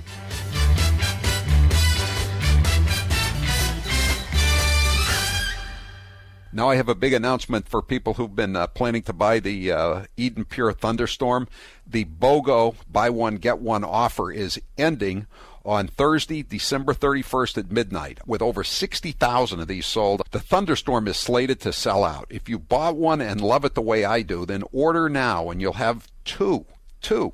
Debbie from Auburn, Maine wrote, wet dog, sausage, and eggs and cigars at Thanksgiving were no match for the thunderstorm. The thunderstorm is a small device you can hold in your hand, as I'm doing right now. Plug it into the wall to purify the air from any odor, pet odors, kitchen smells, tobacco, or that damp smell you may have lingering in your basement. When you take advantage of the BOGO offer, each thunderstorm is below $100 and doesn't take up any room, as you can see. Also, no filters are needed. Take advantage of the BOGO offer before it expires on New Year's Eve. Go to EdenPure.com and put in code word HowieBOGO. That's EdenPure.com, HowieBOGO. Shipping is free. Here's 1 minute of Congresswoman Alexandria Ocasio-Cortez. There's a lot of restaurants that are feeling the pain of racism, where people are literally not patroning Chinese restaurants. They're not patroning Asian restaurants because of just straight up racism around the coronavirus. So, only in America does the president, when the president tweets about liberation, does he mean go back to work? When we, have this discussion about going back or reopening, I think a lot of people should just say no. We're not going back to that. I know it sounds banal. Do we know how long puppies are allowed to stay with their mothers after a dog has given birth? I don't. 8 weeks. Wow. So the market has decided that women and people who give birth deserve less time with their children than a dog. So the whole premise of the Green New Deal is that we're screwed. You've been hearing me talk about Super Beets for a while now, and I'm sure some of you are still thinking, why Super Beets? You could take it from me. The benefits of Super Beets are incredible. I take them twice a day. Once in the morning when I get up, even before I have my first cup of coffee, and the other time in the afternoon, right before the show. It gives me a burst of energy. It's great for my blood pressure. It's good for circulation. It just makes you feel better. If that doesn't convince you, we can talk about the science behind Super Beets. Beets have nitrates. Nitrates support better blood flow, and better blood flow equals better energy and efficiency throughout the body, and even supports healthy blood pressure. But Super Beets does so much more than eating regular beets and is unparalleled compared to other beet powders. Just 1 scoop of Super Beets has the nitric oxide equivalent of 3 whole beets. Go to superbeetsradio.com/Howie and try out Super Beets yourself. www.superbeetsradio.com/Howie. www.superbeetsradio.com/Howie. The coronavirus has made our lives unpredictable, but one thing you can always count on, the White House press corps will always ask President Trump ridiculous questions. Question, Mr. President, should Americans have to decide between staying healthy and going back to work? Hey, just checking on oil again today. I was wondering Oil? Yeah. Where is it today? Well, I was wondering if you... No, where's the price? Give me the price. I'm not sure, to be honest. How can you ask a question when you don't know the price? I'll look it up for you. Okay, let me do somebody else. What do you say the Americans who are scared, though? I guess nearly 200 dead, 14,000 who are sick, millions, as you witnessed, who are scared right now. What do you say to Americans who are watching you right now who are scared? Well, where did he come from, the Inspector General? What's his name? It came from the Inspector General. What's his name? I don't know his name. Some of your allies have been bashing these doctors. Would you tell them to cut it out? Today you tweeted the invisible enemy will soon be in full retreat. Given it's invisible without widespread testing, how would you know? We are now effective today requiring all counties to close their indoor activities, their indoor operations in the following sectors: restaurants, wineries, tasting rooms. A few weeks ago, I was asked to go to a friend's 50th birthday. I made a bad mistake. Instead of sitting down, I should have stood up. Stay at home as much as possible. Put those social gatherings on hold, including extra care for Thanksgiving. Denver's mayor told you to stay home for Thanksgiving, then he got on a flight to go see family out of state. Some people calling Supervisor Kuehl a hypocrite. Now, on November 24th, she voted to ban outdoor dining, and on the very same day, she was spotted eating out. I take responsibility for trusting the word of the neighborhood salon that I've been to over the years. As it turns out, it was a setup. So I take responsibility for falling for a setup. This salon owes me an apology. What they do.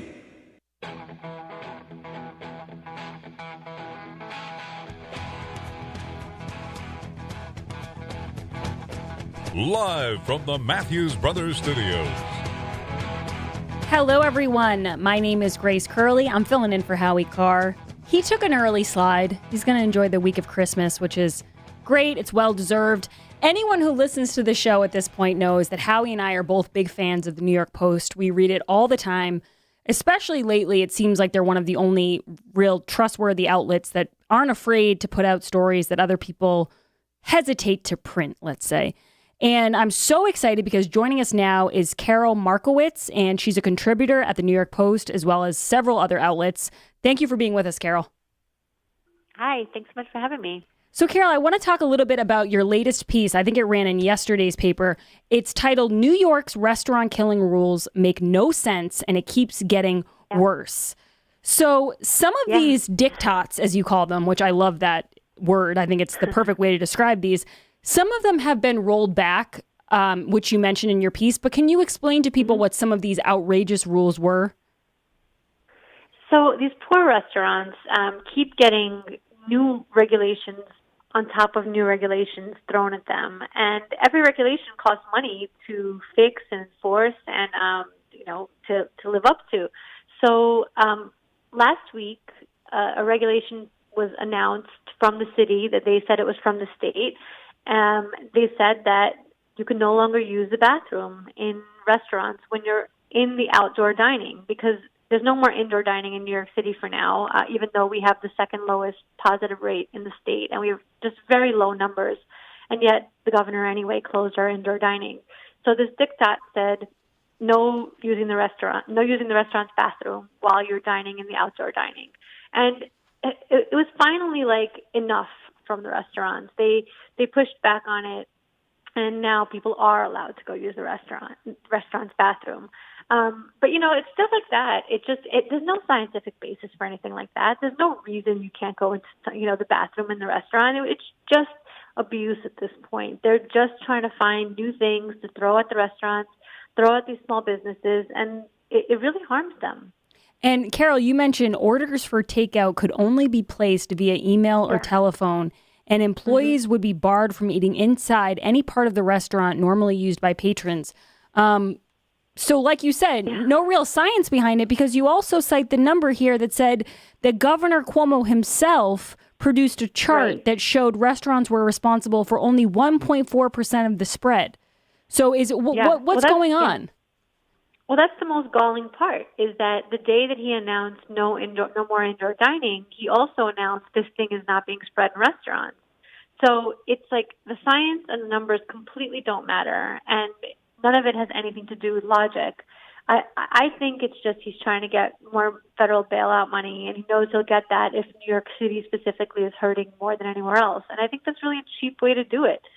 These restaurant owners I spoke to, and I spoke to many, just told me these horrible stories of constantly shifting rules. Now you can have your outdoor space look like this. Oh, now it has to look like this, and now it has to look like this. And one restaurant owner told me he spent $10,000. He has 3 restaurants. He spent $10,000 per restaurant just on the changes, not on the outdoor seating area, which is tens of thousands of dollars. Just on the changes that he keeps having to make, he has spent $10,000 per restaurant. What kind of business has the money lying around to do stuff like that? It's really appalling. And Carol, I want to read a quote from that man who you just mentioned, because this was the part of the article I started underlining like crazy, because he said, in the beginning, they said they're going to allow propane heaters, but then they said you can't have them on the street side or on the outside of the sidewalk. Then they said you can't keep the propane tanks on your property and must store them at a different location every night. So that was a wasted purchase. Yep. And now he has these propane heaters, and he has nothing to do with them. And there are some restaurants that are having a pickup service come and pick up all of their propane heaters every night and move them to a secure facility and move them back in the morning. But again, this is such a wild expense and so time-consuming. And all of this matters. All of these little changes, they matter. And I think what the government is doing to these businesses is just unconscionable. Oh, it's horrific, and I'm sorry to keep reading your own words back to you, but I think it's important people hear it. This man, Rafi Hasid, who owns a bunch of these restaurants, he goes on to say, listen to how much of a nightmare this sounds like. We capsuled the outdoor seating, so every table had its own personal area. The health department said it's good. Then the fire department said we need a door and it should be closed.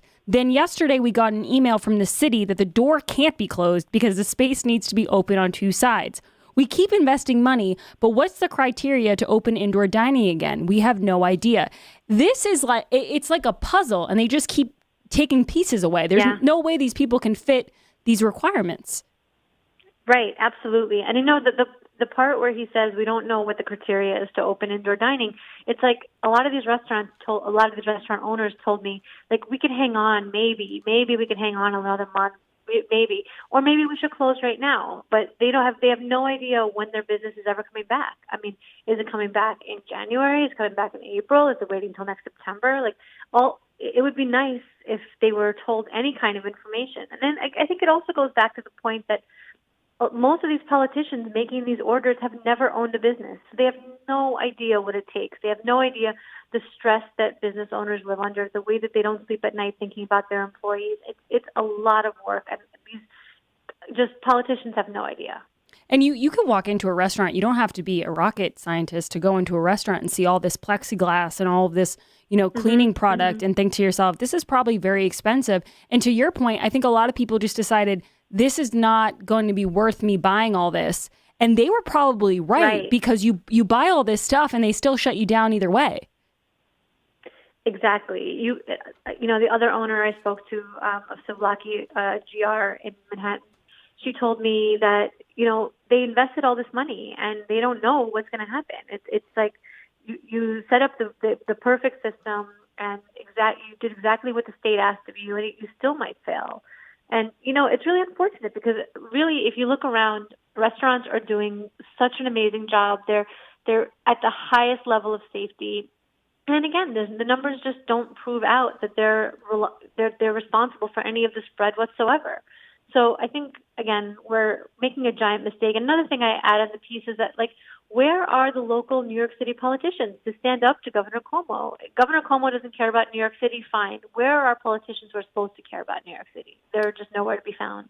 I totally agree. And while I have you, Carol, I do want to ask you a little bit about this situation, because I know you're an expert in all things New York. This is from the New York Post. It's not your piece, but I'm sure you have some thoughts on it. Uproar at NYC's posh Dalton School after faculty issues 8-page anti-racism manifesto. Can you explain to people what this story is about and what are some of the requests from the teachers at the Dalton School? So Dalton is a very competitive, very expensive school. Kindergarten's around $50,000 at the school. And it is generally regarded as very academic. And now this story broke where teachers are demanding insane things like if not enough Black people are doing well in an accelerated course, that accelerated course they get rid of it. They don't help the Black people do better. They just completely remove the course from the curriculum. And things like that, which just make no sense. And wokeness has become the ideology of these schools, and it's spreading. It wasn't supposed to land at places like Dalton, which had been very academic and had treated, the math, science curriculum as very, very important. Instead, now they're at the altar of wokeism. They're really falling apart, and I think parents are angry, and they're very right to be. A lot of parents are angry, and a lot of parents are actually pulling their kids out of this school. And I saw an interview you did today, Carol, where you said this is supposed to be an anti-racist agenda, but a lot of it seems kind of racist in itself. It's super racist. It's the idea that Black kids can't succeed at the same level as white kids, and so we have to remove the courses is extremely racist. And I don't know how any Black or white parent will stand for it. And, another thing I keep saying is a lot of people listening to the story are thinking to themselves, oh, well, I live somewhere where this will never happen. And this is that crazy New York private school world, and it doesn't apply to me. But this thing is spreading, and it's spreading to other schools, and parents absolutely should be concerned. And Carol, I don't know if you know what this is about, but I also saw something about a PBS video called Being 12 that the kids at the Dalton School were forced to watch. And in the article here, it says, in which white kids are shamed for the sin of their skin color and told they are complicit in perpetuating racism.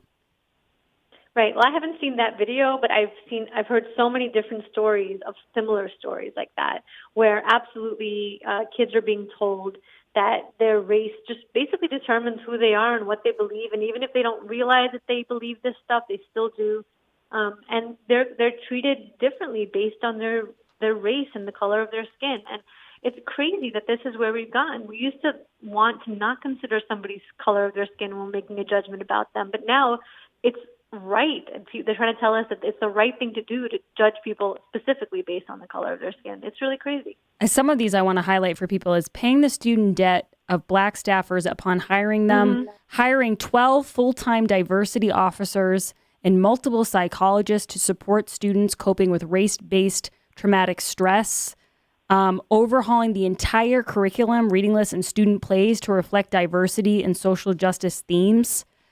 I mean, this is insanity. It's like they ran out of things to put on a list, and they just started throwing things at the wall. Paying the debt of Black staff members, how does that help any of the students, or how does that heal any of the racial rifts among the student body? That's just ridiculous. You know what I think that could do, though? It could make tuition even more expensive. You said it's $50,000 for kindergarten. It might be $60,000 next year.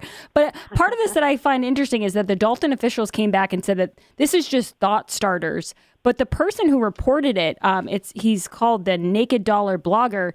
He said that this manifesto, Dalton teachers are refusing to come back until they are met. So it seems to be mixed signals. They're saying, oh, no, this was just, a brainstorm session. And this blog is saying, no, these teachers want this to happen or else they're not going to return. Yeah.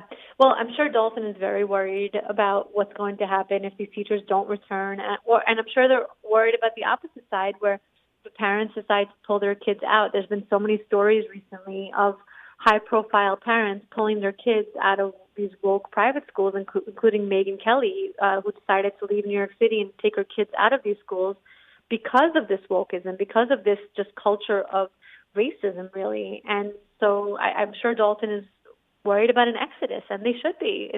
Especially during coronavirus, what we've seen is the people who can afford to pay $50,000 for kindergarten can also afford to get out of town when things get bad, and they might be just leaving anyway. You're absolutely right. Carol, where can everyone find you on Twitter and read your stuff? Because it really is great. Thank you. My column runs generally on Mondays, and so is in today's paper. And then on Twitter, I'm at Carol, Karol. Awesome. Thank you so much, Carol. And guys, when we get back, we have so much more to get to. We're going to talk a little bit more about this Dalton School story. I think it's very interesting. If you have any takes on it, if you want to call in and talk about anything Carol just said, that's Carol Markowitz from the New York Post. Feel free to call in. The number is 844-500-4242. I cannot wait to talk more about this. I think it's a very interesting and kind of frightening topic. I'm Grace Curley. I'm filling in for Howie Carr. We'll be right back. This is the Howie Carr Show. Born in Maine, made in Massachusetts, and now a resident of the Sunshine State, Howie Carr, the original carpetbagger. This hour of the Howie Carr Show is brought to you in part by Bigfoot Maple Syrup. For that special someone, order 1 quart of their famous maple syrup with chocolate-covered blueberries. Order now for Christmas delivery at BigfootMaple.com. I recently had a dental emergency, and where did I go? Perfect Smiles. I've said this before, but this reminded me again of what a perfectionist Dr. Houghton is. He is a veneer engineer, a world-class dental artist. Being on TV, it's important that I look my best. Dr. Houghton did that for me, and he can do it for you, too. Right now, when a lot of people don't want to go into the city, Perfect Smiles is conveniently located in Nashua, New Hampshire, and parking is free. I was impressed to see all the state-of-the-art safety protocols that Perfect Smiles has taken since the virus. You'll feel safe and confident when you visit Perfect Smiles. Call 1-844-A-PERFECT-SMILE, 1-844-A-PERFECT-SMILE, or go to HowieCarrShow.com and click on the Perfect Smiles banner. You can also see my video at PerfectSmiles.com. Perfect Smiles. Change your smile. Change your life. Hey guys, as many of you have probably guessed, I'm not coming back to Boston this year. What can I say? I like living in free America, but I do have something special for my birthday planned in January. So that's why we're running the Howie Carr birthday contest. You can just go to howiecarrshow.com, click on the big banner at the top of the page, type in your email, and boom, you are entered to win a free trip to Palm Beach. I'm covering the airfare, the hotel, and a very special dinner on the night of my birthday. Plus, I'll give you a tour of Palm Beach, the real Kennedy Babylon-style tour. So what's the catch? There is no catch. So the winners get to fly down, stay at a nice hotel, and go out to dinner, and you're picking up the tab for it all? Yes. Do they have to buy something on the site to enter? No, Grace, it is all free. Does the mailroom manager know about this contest? It was her idea. Okay, guys, you heard him. Go to howiecarrshow.com, click on the banner, and enter your email to win. Now's the perfect time to get a pair of premium wireless earbuds, and Raycon is the way to go. Raycon start at about half the price of other premium brands on the market, and they sound just as amazing. And Raycon's everyday E25 earbuds are their best model yet. You get 6 hours of playtime, seamless Bluetooth pairing, more bass, and a more compact design that gives you a comfortable, noise-isolating fit. Perfect for conference calls, video chats, or binging podcasts. Raycon was founded by Ray J, and celebrities like Cardi B and J.R. Smith have already given Raycons their seal of approval. I love my Raycons, and Grace loves hers, too. Howie, I love my Raycons. Best birthday gift ever. I listen to much better music than she does, though. Hey, that's not true. Now it's your turn to see what the hype is all about. Go to buyraycon.com/Howie. That's buyraycon.com/Howie. buyraycon.com/Howie. Normally, we give Fredo Cuomo a lot of attention, but lately it's Governor Andrew Cuomo who's been grabbing headlines. Let's take a listen to some of his best moments. You're an essential worker, so go take a job as an essential worker. But the people aren't hiring because of the No, there are people hiring. You can get a job as an essential worker. So now you can go to work and you can be an essential worker and you're not going to kill anyone. The number is down because we brought the number down. God did not do that. Fate did not do that. Destiny did not do that. We're not going to make America great again. It was never that great. Because I can all see you're in masterful shape, buff even.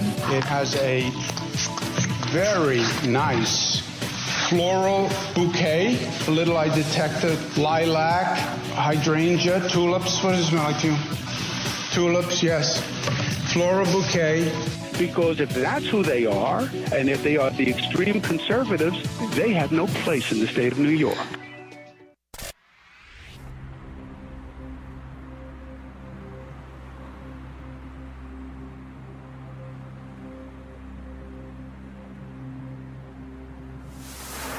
I can still teach you a few, kid. You're just a tin-horn thug and you always will be. You haven't got the guts to be anything else. The Howie Carr Show.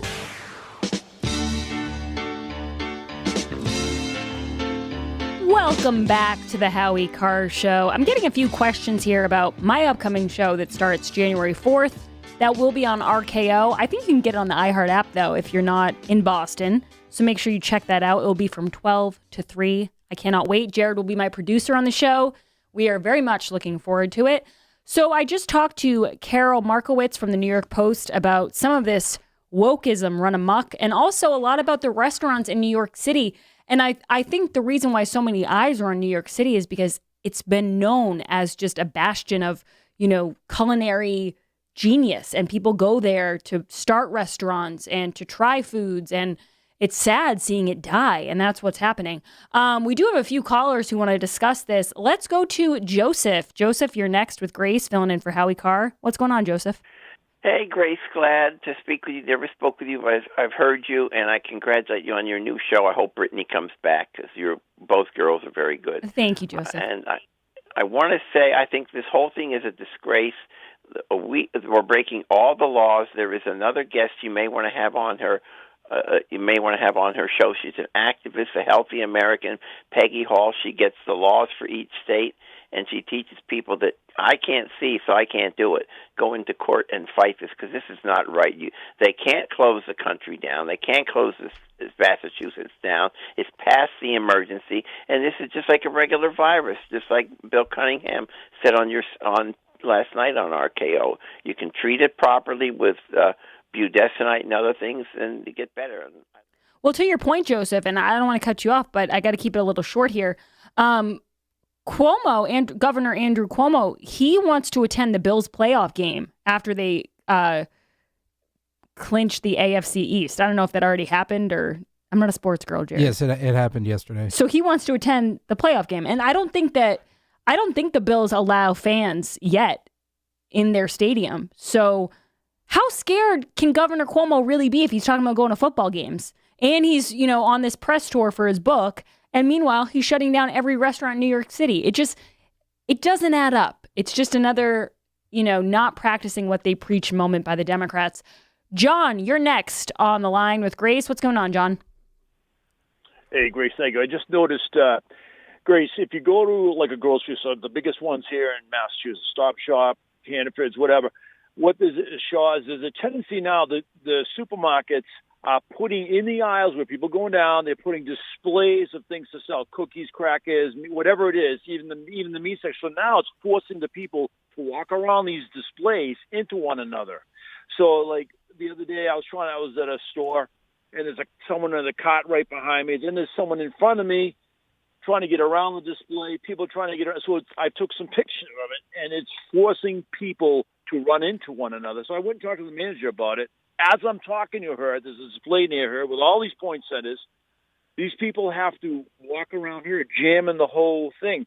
So if they're going to regulate restaurants like this, shouldn't they take a look with the supermarkets where all the people are going? Well, and now these kiosks are blocking forcing people to run into one another. Well, John, I think you have a good point, which in a larger scale, there doesn't seem to be a standard across the board. And people have said this. I'm not by any means the first person to point this out. You can go to the big box stores, Target, even now you can go to Home Goods, a lot of these stores, and you can walk around pretty freely. I mean, once in a while, someone will say, you're not following the arrow. But like you said, a lot of these grocery stores, you can do whatever you want, kind of. And then it seems like the restaurants are bearing the brunt of all of these rules. And like our last guest said, they're really responsible for a minuscule amount of the spread. So for all of these people who really want to follow the science, it's not really making sense. But here's a bright spot. New York City restaurant owners have the perfect response to Governor Cuomo. He's not going to like it. This was a column at a red state. I guess a group of restaurants in New York City are banning Governor Cuomo from their restaurants. And it makes sense. I mean, he's banned so much. He's a big fan of the ban. I don't know if he'll be a big fan of it when he's the one not allowed in. But guys, we'll be right back. I'm Grace filling in for Howie. This is the Howie Carr Show.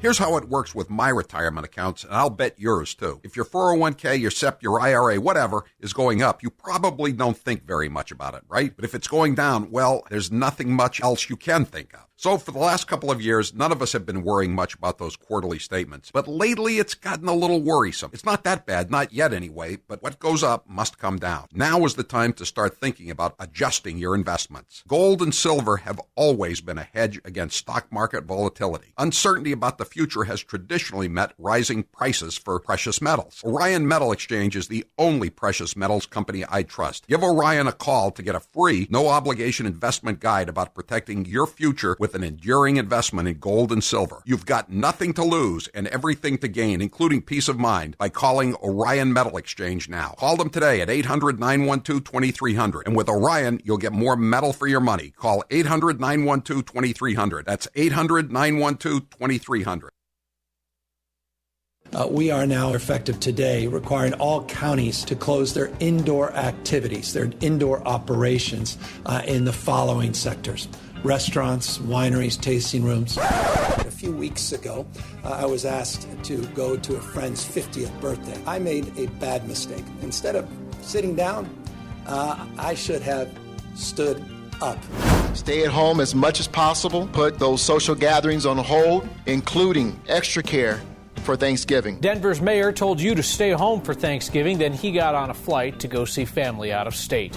Some people calling Supervisor Kuehl a hypocrite. Now, on November 24th, she voted to ban outdoor dining, and on the very same day, she was spotted eating out.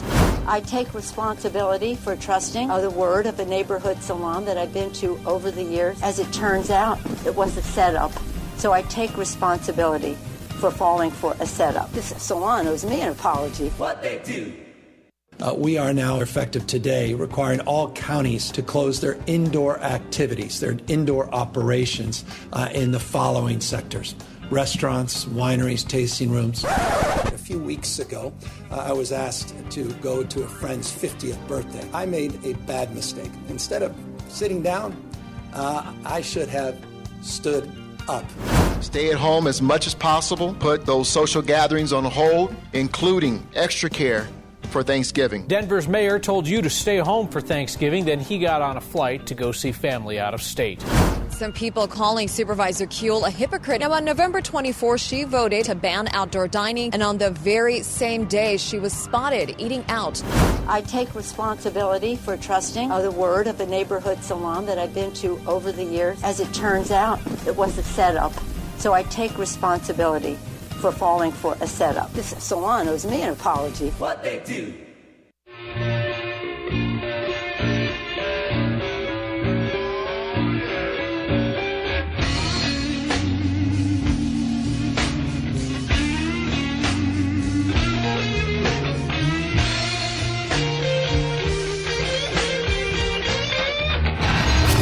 You're listening to the Howie Carr Show. Hair loss is not one of life's more enjoyable experiences. If you're looking to fill in your hairline or reverse years of hair loss, DiStefano Hair Restoration will create a result that will be a transformative experience. The result of my IGT procedure was quite remarkable. I now have fuller, thicker hair so I can even wear it a bit longer. There are a few major decisions I've made in my life that I wish I did sooner. My hair restoration is number one. It was by far one of the best moves I've ever made. My hair looks awesome, and the confidence from having a full head of hair again has left me feeling great. I used to look in the mirror and dreaded seeing my ever-increasing bald spot. Now when I look in the mirror, I see the new me with a full head of thick hair. For information on how to make the same choice I did, go to hairman.com/Howie. What are you waiting for? More hair to fall out? Get the hair you've always wanted. hairman.com/Howie. And now, a minute of wisdom from Alexandria Ocasio-Cortez. Millennials and people and Gen Z and all these folks that come after us are looking up, and we're like, the world is going to end in 12 years if we don't address climate change. And your biggest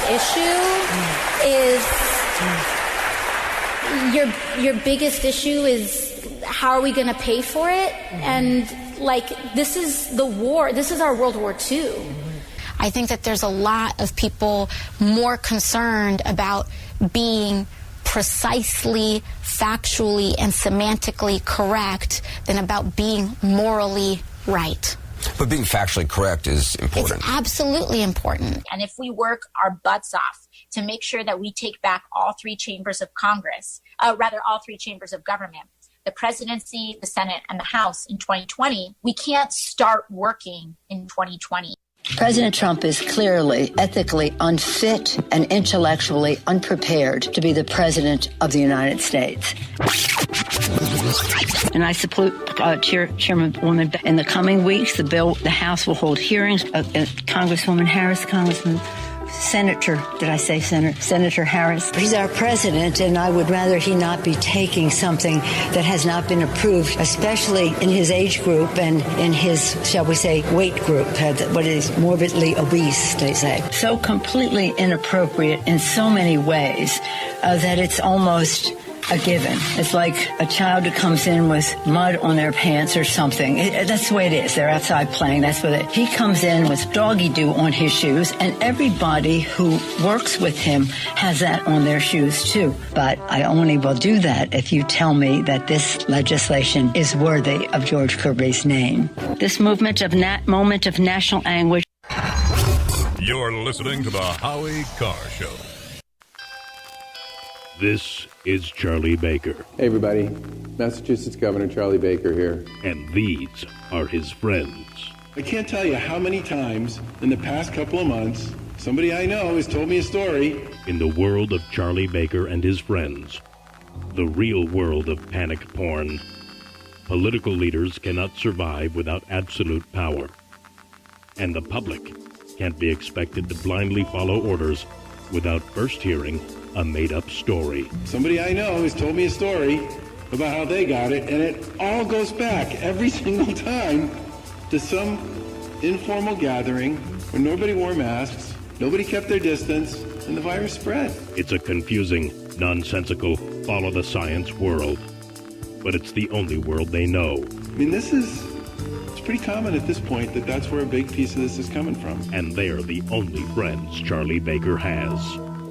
Here's how it works with my retirement accounts, and I'll bet yours too. If your 401k, your SEP, your IRA, whatever, is going up, you probably don't think very much about it, right? But if it's going down, well, there's nothing much else you can think of. So for the last couple of years, none of us have been worrying much about those quarterly statements. But lately, it's gotten a little worrisome. It's not that bad, not yet anyway, but what goes up must come down. Now is the time to start thinking about adjusting your investments. Gold and silver have always been a hedge against stock market volatility. Uncertainty about the future has traditionally meant rising prices for precious metals. Orion Metal Exchange is the only precious metals company I trust. Give Orion a call to get a free, no-obligation investment guide about protecting your future with an enduring investment in gold and silver. You've got nothing to lose and everything to gain, including peace of mind, by calling Orion Metal Exchange now. Call them today at 800-912-2300. And with Orion, you'll get more metal for your money. Call 800-912-2300. That's 800-912-2300. Joe Biden accuses Trump of being a racist, but if you listen to Biden's comments, you would agree that he doth protest too much. If you take a test where you're taking cocaine or not, what do you think, huh? Are you a junkie? What do you the first mainstream African American who is articulate and bright and clean? And Madam President, we have predators on our streets. That kid wearing a hoodie may very well be the next poet laureate and not a gangbanger. They are beyond the pale, many of those people. God love you. You've been here all day. My Lord, you may feel like you're being incarcerated. We have no choice but to take them out of society. Poor kids are just as bright and just as talented as white kids. I think the two-party system is...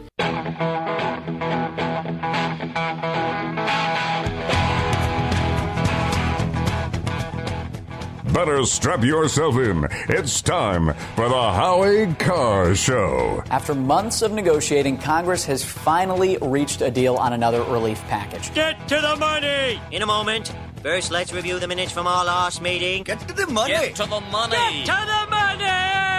Right now, we're looking at a $900 billion package. The money is expected to help schools, federal unemployment benefits, and includes a $600 stimulus check. Finally! Live from the Matthews Brothers Studios. So why did it take all this time? We know why. We've heard Democrats say openly they were not willing to deal all summer and fall, but are willing now because they have a president-elect of their own political party. That's not my accusation, Mr. President. That's their admission. It's not about me. It's about millions of Americans who can't put food on the table, who can't pay the rent. And we represent them. And we represent them. Getting by and we represent these them. long food and lines we represent that we're seeing. them. I know we you know are. Them. I'm just saying. We represent them and we know them. As we say. We know them. We represent them. Madam Speaker. Always the case, but we're not even close to the good. We're going to get no place if we're going to continue listening to this old bag. Who's your captain? Howie Carr. If I thought a special counsel at this stage was the right tool and was appropriate, I would name one, but I haven't, and I'm not going to. Surely you can't be serious. Unchained and unstoppable. What I worry about is we're going to go into Inauguration Day with the potential to inaugurate an illegal and illegitimate president when we already have a lot of the United States believing that the greatest democracy in world history can't run a fair election. This is not a recipe for tranquility over the next 4 years. Rump swabs, hacks, and moonbats beware. It's Howie Carr. Hello, everyone. Welcome back to the last hour of the Howie Carr Show. My name is Grace Curley, and we have a very fun hour planned. But first, we need to get to some unfortunate business that is rearing its ugly head again. That is the gas tax. I have an expert with me, Representative Dave DeCoste, and he's going to tell us everything we need to know. Governor Charlie Baker, according to the Lowell Sun, can now point to the results of a recent poll that supports his evolving position on that ambitious program. Thank you, Representative, for being with us. Can you explain to everyone what's going on with TCI right now? Well, good evening, Grace, and thanks for having me on. Well, I can convey what we know, because what we know has changed from last week when the governor did not seem too enthusiastic about endorsing this policy. But we do know that the Secretary of the Interior has entered into a memorandum of understanding with, I should say the governor has done this, with the governors of Connecticut and Rhode Island and the mayor of Washington, D.C. And what this is going to do is basically promote a gussied-up cap-and-trade scheme whereby corporations who market, for now, diesel and gasoline, it's supposed to not affect heating fuel. We'll see if that continues. But they will essentially force folks who market diesel, gasoline, to buy credits, and those credits will, of course, cost money and be passed on to consumers. The money will go to state bureaucracies and state bureaucrats to spend as they wish. Okay, so now when it comes to the actual gas tax, that has been voted down by a lot of people in Massachusetts. Are they just going to keep bringing this up until they get the votes they want? It kind of looks that way. And by the way, this is aside and apart from a gas tax. They could actually, this is kind of a backdoor gas tax, and it's controlled by bureaucrats. So the state legislature has no say in terms of the funding, in how the funds will be spent, or even how high the gas tax could go. But the bottom line is, you could have an additional gas tax levied over and above what this will cost, as it looks now.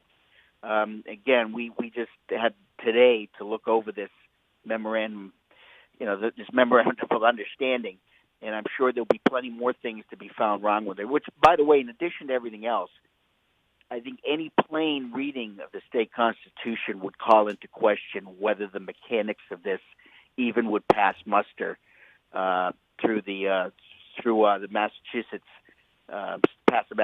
state constitution.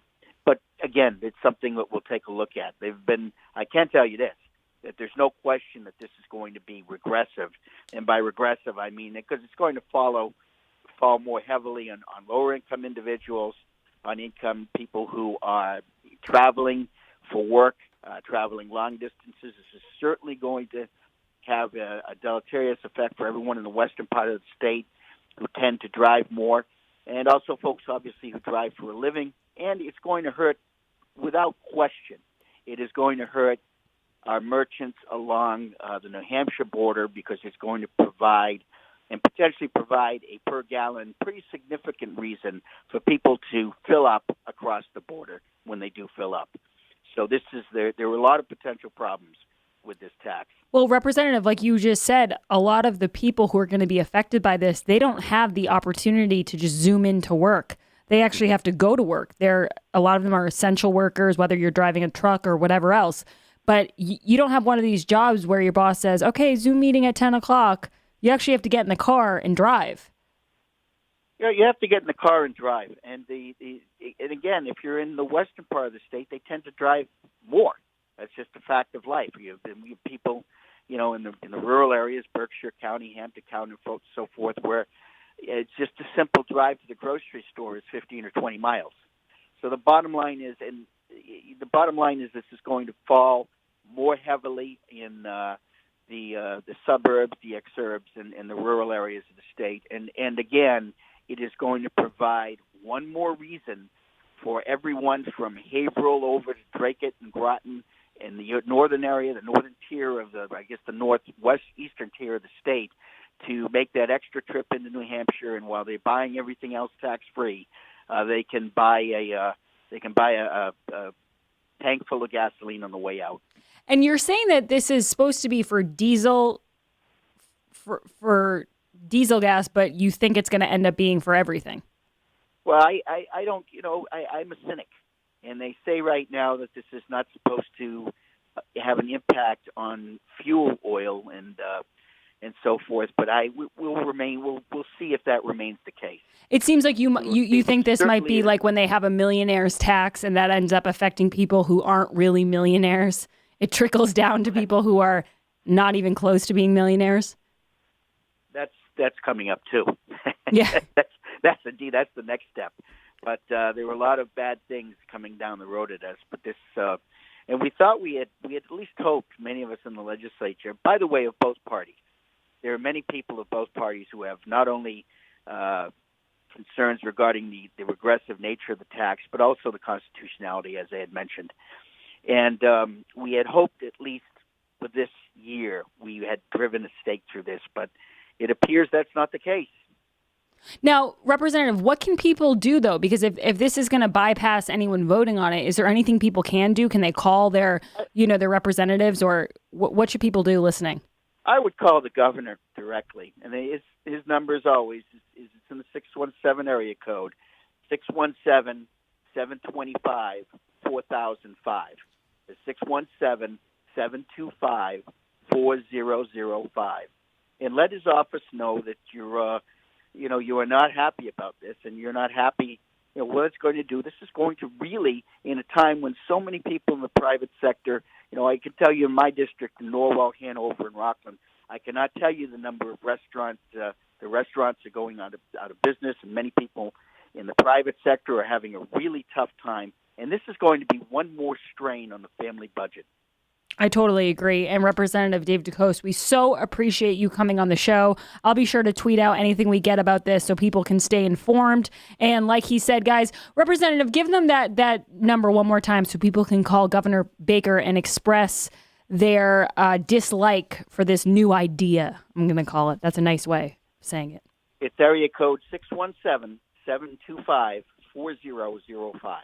All right. Thank you, Representative. And guys, when we get back, we're going to talk a little bit about some fun stuff. I think Jared and I, the news of the COVID relief package came out today, and the magic number seems to be $600. That's going to be what a lot of people get for checks. It's going to be a $600 check.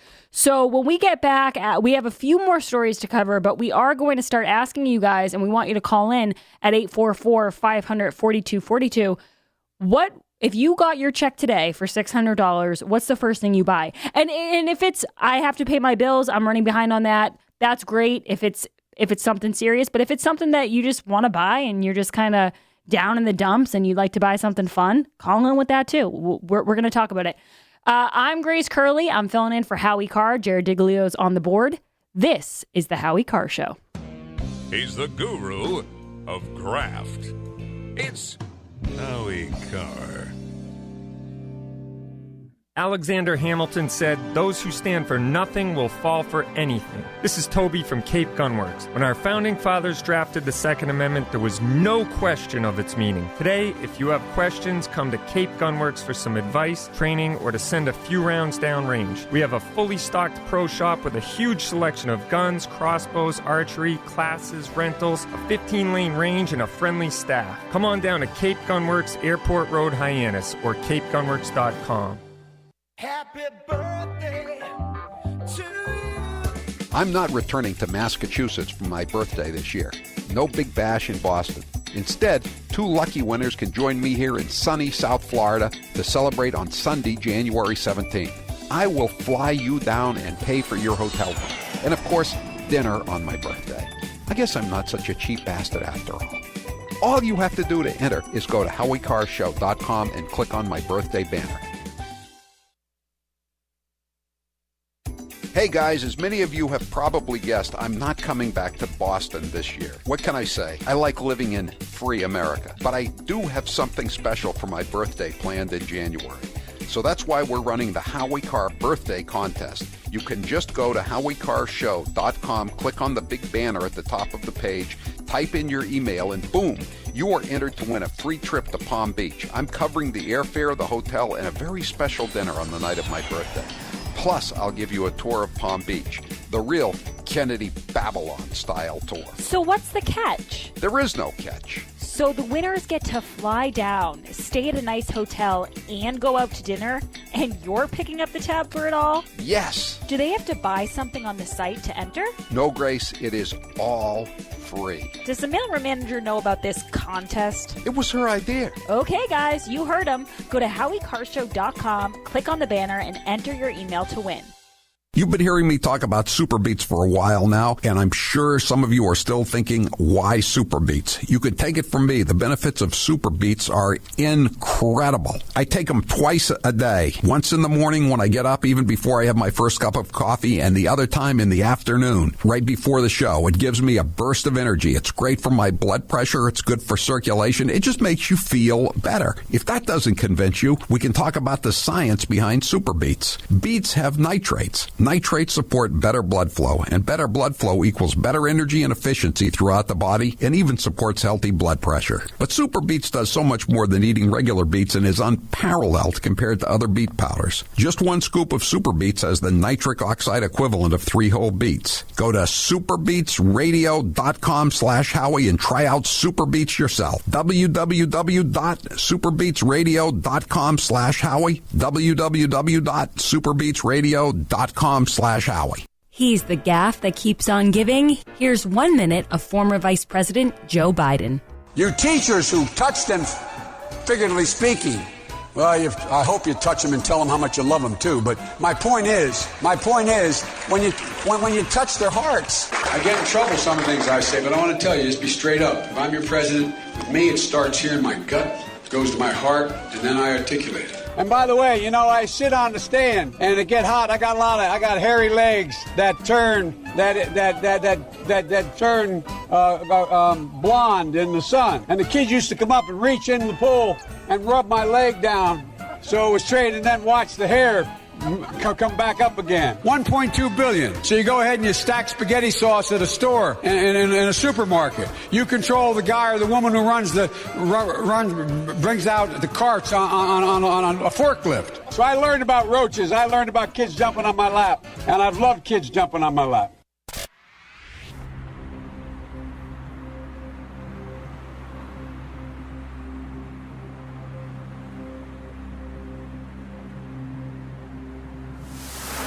Got hate mail? You bloated idiot! You stupid fat you! Send it to Grace at HowieCarShow.com.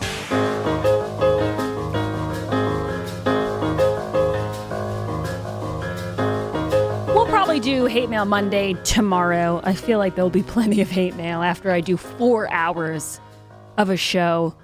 Maybe some balloon heads will be in there. But before we do anything, we got to do the poll question. Today's poll question is brought to you by Howie's Palm Beach Birthday Contest. Enter to win a trip to sunny Florida and spend Howie's birthday with Howie. Go to HowieCarter.com and click on the birthday banner. This is a really cool contest. All you have to do is enter your email, and you could win a free flight, a free hotel stay, a free dinner in one of the most beautiful places in the world, Palm Beach, Florida. And Howie gives you a tour of all the spots, including where Ted Kennedy learned to drive and where he watched some trials at the courtroom for the Kennedys. It's all Kennedy-related stuff, but it's really cool. So go to HowieCarter.com, click on the banner. Jared, what is the poll question and what are the results thus far? Are you mad that AOC and other members of Congress are getting the vaccine first? I am not, because I've been reading so much about these polls they're doing where a large percentage of Americans don't want to take the virus or are skeptical of the virus. So in my mind, if a prominent figure with a big following is willing to take the virus and expresses positive sentiments about said virus, I'm sorry, not take the virus, take the vaccine, and is expressing positive, experiences about getting the vaccine. She doesn't seem to have any of the side effects or anything like that. I think it's good. I think it incentivizes other young people who at some point may have to get it to get vaccinated. Maybe the anti-vaxxers will not be happy with that, but that's how I feel. What are the results, Jared? 38% of the audience says no, they are not mad. Okay. Well, some people are just angry. But guys, we have other things to talk about here. These stimulus checks are likely going to go out. I don't know when they'll be here. It differs based off the person. They sometimes do different rounds of these checks. So some people get them right away. Other people get them weeks later. But either way, the number people are talking about is 600. It seems like for a lot of people in the range of whatever they make at work, they will get $600 in a check. So the question Jared thought of for our last hour, it's Christmas week, we don't want to be too heavy all day long, is if you got your $600 check today, what would you buy? So I think it would only be appropriate for me to pose that question to Jared. Jared, you get $600. What are you getting? Unfortunately, not exactly as much as I want to, but there are some pricey Spider-Man comic books that I would absolutely get frivolous over. Wow. Yeah. $600 worth of comic books. Hey, man, you got to do what you got to do. It's pandemic time. Yep. You need to boost your spirits. I get it. Let's see what the callers are saying. Kim, you get $600 from the stimulus check. What are you spending your money on? Well, my husband and I have combined. We will give 10% to our church and finally pay off this credit card that's been hanging over our head. Ugh, isn't that the best feeling when you finally pay it off and you just feel so good? Such an accomplishment. Yep. You sleep so much better. I love giving a little bit back to your church, Kim. I feel like even though this year has been so tough, especially on people's wallets, amazingly enough, people have been more generous than I've ever seen before. In some of these restaurants, they're getting absolutely killed, and they're still giving back to the frontline workers, and they're still sending meals out to homeless people or to people who can't afford it. It's really, the generosity is pretty amazing. Yep. I mean, this card I've had for 20 years. I missed one payment, and they shot us up to 29%. So it's been a wicked struggle to get rid of it, but this will be the end of it. Whenever we get that check. I hope you get there, Kim. Thanks for calling in, and thanks for listening. Gigs. Am I saying that right? Giggs, you're next with Grace filling in for Howie Carr. What's going on, Giggs? Yeah, hi, Grace. This is Giggs the Gadfly. Oh, hello, Giggs the Gadfly. Yeah, you're doing a great job. Thank you. But Grace, I just wanted to mention, what's his name? Pierre Delecto, alias Mitt Romney the kitten. Mitt the kitten just appeared on TV. He looked like a wet water rat. But let that go. But anyway, he's trying to blame Russian collusion again. He's still chasing the Russians when, in fact, he has him and his son have all kinds of vested interest in it. Oh, yeah, we got to look into that a little bit, Giggs. But I'm not sure what he's blaming Russian collusion for, but I can assure you we will look into that in the next break. And if there is a story there, we'll come back with it. Yeah, so you get $600. A lot of people, their initial reaction was this is not nearly enough, which I understand. It has been really hard for people. But it's $600 you didn't have, so I'm guessing people are going to accept it. And I'll be curious what people do with it. I personally, I don't know. Part of me, Jared, feels like maybe I would just pay something off like Kim. You know, it's a good way to go. But then part of me thinks maybe I'll treat myself. Yeah, nothing wrong with that. And get a new pair of shoes. Leather-bound boots, perhaps. And then my other question for a lot of people was, you know, when this pandemic does end, really end, I'm talking like everyone gets the second dose, what is the thing you're most looking forward to? So if you want to call in about that, you can. But before we change subjects here, let's get Barbara in. Barbara, you get $600 for your stimulus check. What do you buy? Hi, Grace. Hi. Well, Grace, I'm a senior citizen living in Florida, my husband and I, and we're going to put ours in savings because with Joe Biden as president, it's going to get a lot worse, a lot fast. Barbara, I totally understand where you're coming from. I'm looking at the positive side. I'm hoping maybe he can't do as much damage as I think he might be able to. But I agree with you. I think putting stuff in savings is always a smart idea, and I don't blame you. Thank you for the call, Barbara. Fred, you're next with Grace. I'm filling in for Howie Carr, and I want to know, if you get $600 for your stimulus check, what do you buy? I'm giving it all away. I know people that need it a lot more than I do, so I'm going to find them and give it to them. God bless you, Fred. There's a lot of that goes around. Very generous people. I read a story today, Jared. A woman's toy store went out of business officially, and she took all of the remaining profits she had, and she gave them to charity. It's really 2020, man. It's a season that can make you and it can break you, but it's a lot of people are showing their kindness. Steve, you're next with Jared and Grace. We are filling in for Howie. What's going on, Steve? Hey, Grace, how are you? I'm good. Congratulations. Thank you. Doing a good job. Thanks. I want to buy one share of Tesla stock. That's what I'm going to buy. Of Tesla stock? A wooden flag.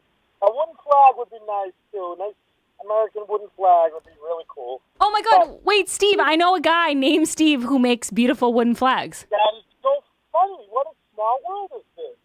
Yeah. If you ever need someone, grace@howiecarrshow.com. I will send you his contact. It's me. I appreciate it. Oh, Steve, it's you. Oh my God, that's so funny. Steve made me the most beautiful American flag ever, guys. Once he gets a website, we're going to promote it. People call us all the time and say, "Hey, Matthews Brothers, these are uncertain, difficult, unprecedented, strange, troubled, turbulent, and challenging times we're living in. Not to mention crazy." To which we say, Hello, New England. It's your old pal, Chris here. Guess what? This is no longer the sound of a Matthews carol. Instead, it's the sound of a wicked big thank you to Teddy, Gino, Linda, Christine and Emmy, the boys from Brio, Captain Dave, Leslie, William and Marion, George and Rick, Jared, Grace, Taylor, and Howie for lending their voices to raise money for some great organizations. It's also the sound of us thanking those of you out there who have endured our annual wicked annoying carols for all these years. This healthy dose of reality has been brought to you by your pals at Matthews Brothers. Matthews Brothers, Matthews Brothers, Matthews with one T. America's oldest window manufacturer are we. Howie says it all the time. When it comes to bad politicians, Massachusetts takes the cake. It is my honor to introduce to you your senator, my senator, Senator Elizabeth Warren. I know who I am because of what my mother and my father told me. Ladies and gentlemen, I give you Governor Deval Patrick. And frankly, I got to tell you, with all the other things I'm worrying about, this is not one of them. We're going to be fine. I'm in charge. Please join me in welcoming our own Senator Ed Markey. The planet is running a fever. There are no emergency rooms for planets. The very first African-American congresswoman to be elected from Massachusetts, Ayanna Pressley. We don't need any more brown faces that don't want to be a brown voice. We don't need black faces that don't want to be a black voice. We don't need Muslims that don't want to be a Muslim voice. We don't need queers that don't want to be a queer voice. Let's give him a great Waterloo reception. John Kerry. The Yankees posted the Boston Red Sox logo and they sang Sweet Adeline. Now's the perfect time to get a pair of premium wireless earbuds, and Raycon is the way to go. Raycon start at about half the price of other premium brands on the market, and they sound just as amazing. And Raycon's everyday E25 earbuds are their best model yet. You get 6 hours of playtime, seamless Bluetooth pairing, more bass, and a more compact design that gives you a comfortable, noise-isolating fit. Perfect for conference calls, video chats, or binging podcasts. Raycon was founded by Ray J, and celebrities like Cardi B and J.R. Smith have already given Raycons their seal of approval. I love my Raycons, and Grace loves hers, too. Howie, I love my Raycons. Best birthday gift ever. I listen to much better music than she does, though. Hey, that's not true. Now it's your turn to see what the hype is all about. Go to buyraycon.com/Howie. That's buyraycon.com/Howie. buyraycon.com/Howie. Watch out, Joe Biden. You might have to share some of the spotlight because your running mate, Senator Kamala Harris, is certainly grabbing some attention for her own gaffes. She was part of our culture. Yes, we wear those notorious B.I.G. t-shirts with a lot of pride. Best rapper alive, Tupac. He's not alive. You say he lives on. Not alive. I know. I keep doing that. A Harris administration together with Joe Biden as the president of the United States. The Biden-Harris administration. We have got to, in America, reimagine how we are accomplishing public safety. And let's be clear, there is no vaccine for racism. Let's just say there's a vaccine that is approved and even distributed before the election. Would you get it? Well, I think that's going to be an issue for all of us. I will say that I would not trust Donald Trump. Watch out, Joe Biden. You might have to share some of the spotlight because your running mate, Senator Kamala Harris, is certainly grabbing some attention for her own gaffes. She was part of our culture. Yes, we wear those notorious B.I.G. t-shirts with a lot of pride. Best rapper alive, Tupac. He's not alive. You say he lives on. Not alive. I know. I keep doing that. A Harris administration together with Joe Biden as the President of the United States, the Biden-Harris administration. We have got to, in America, reimagine how we are accomplishing public safety. And let's be clear, there is no vaccine for racism. Let's just say there's a vaccine that is approved and even distributed before the election. Would you get it? Well, I think that's going to be an issue for all of us. I will say that I would not trust Donald Trump.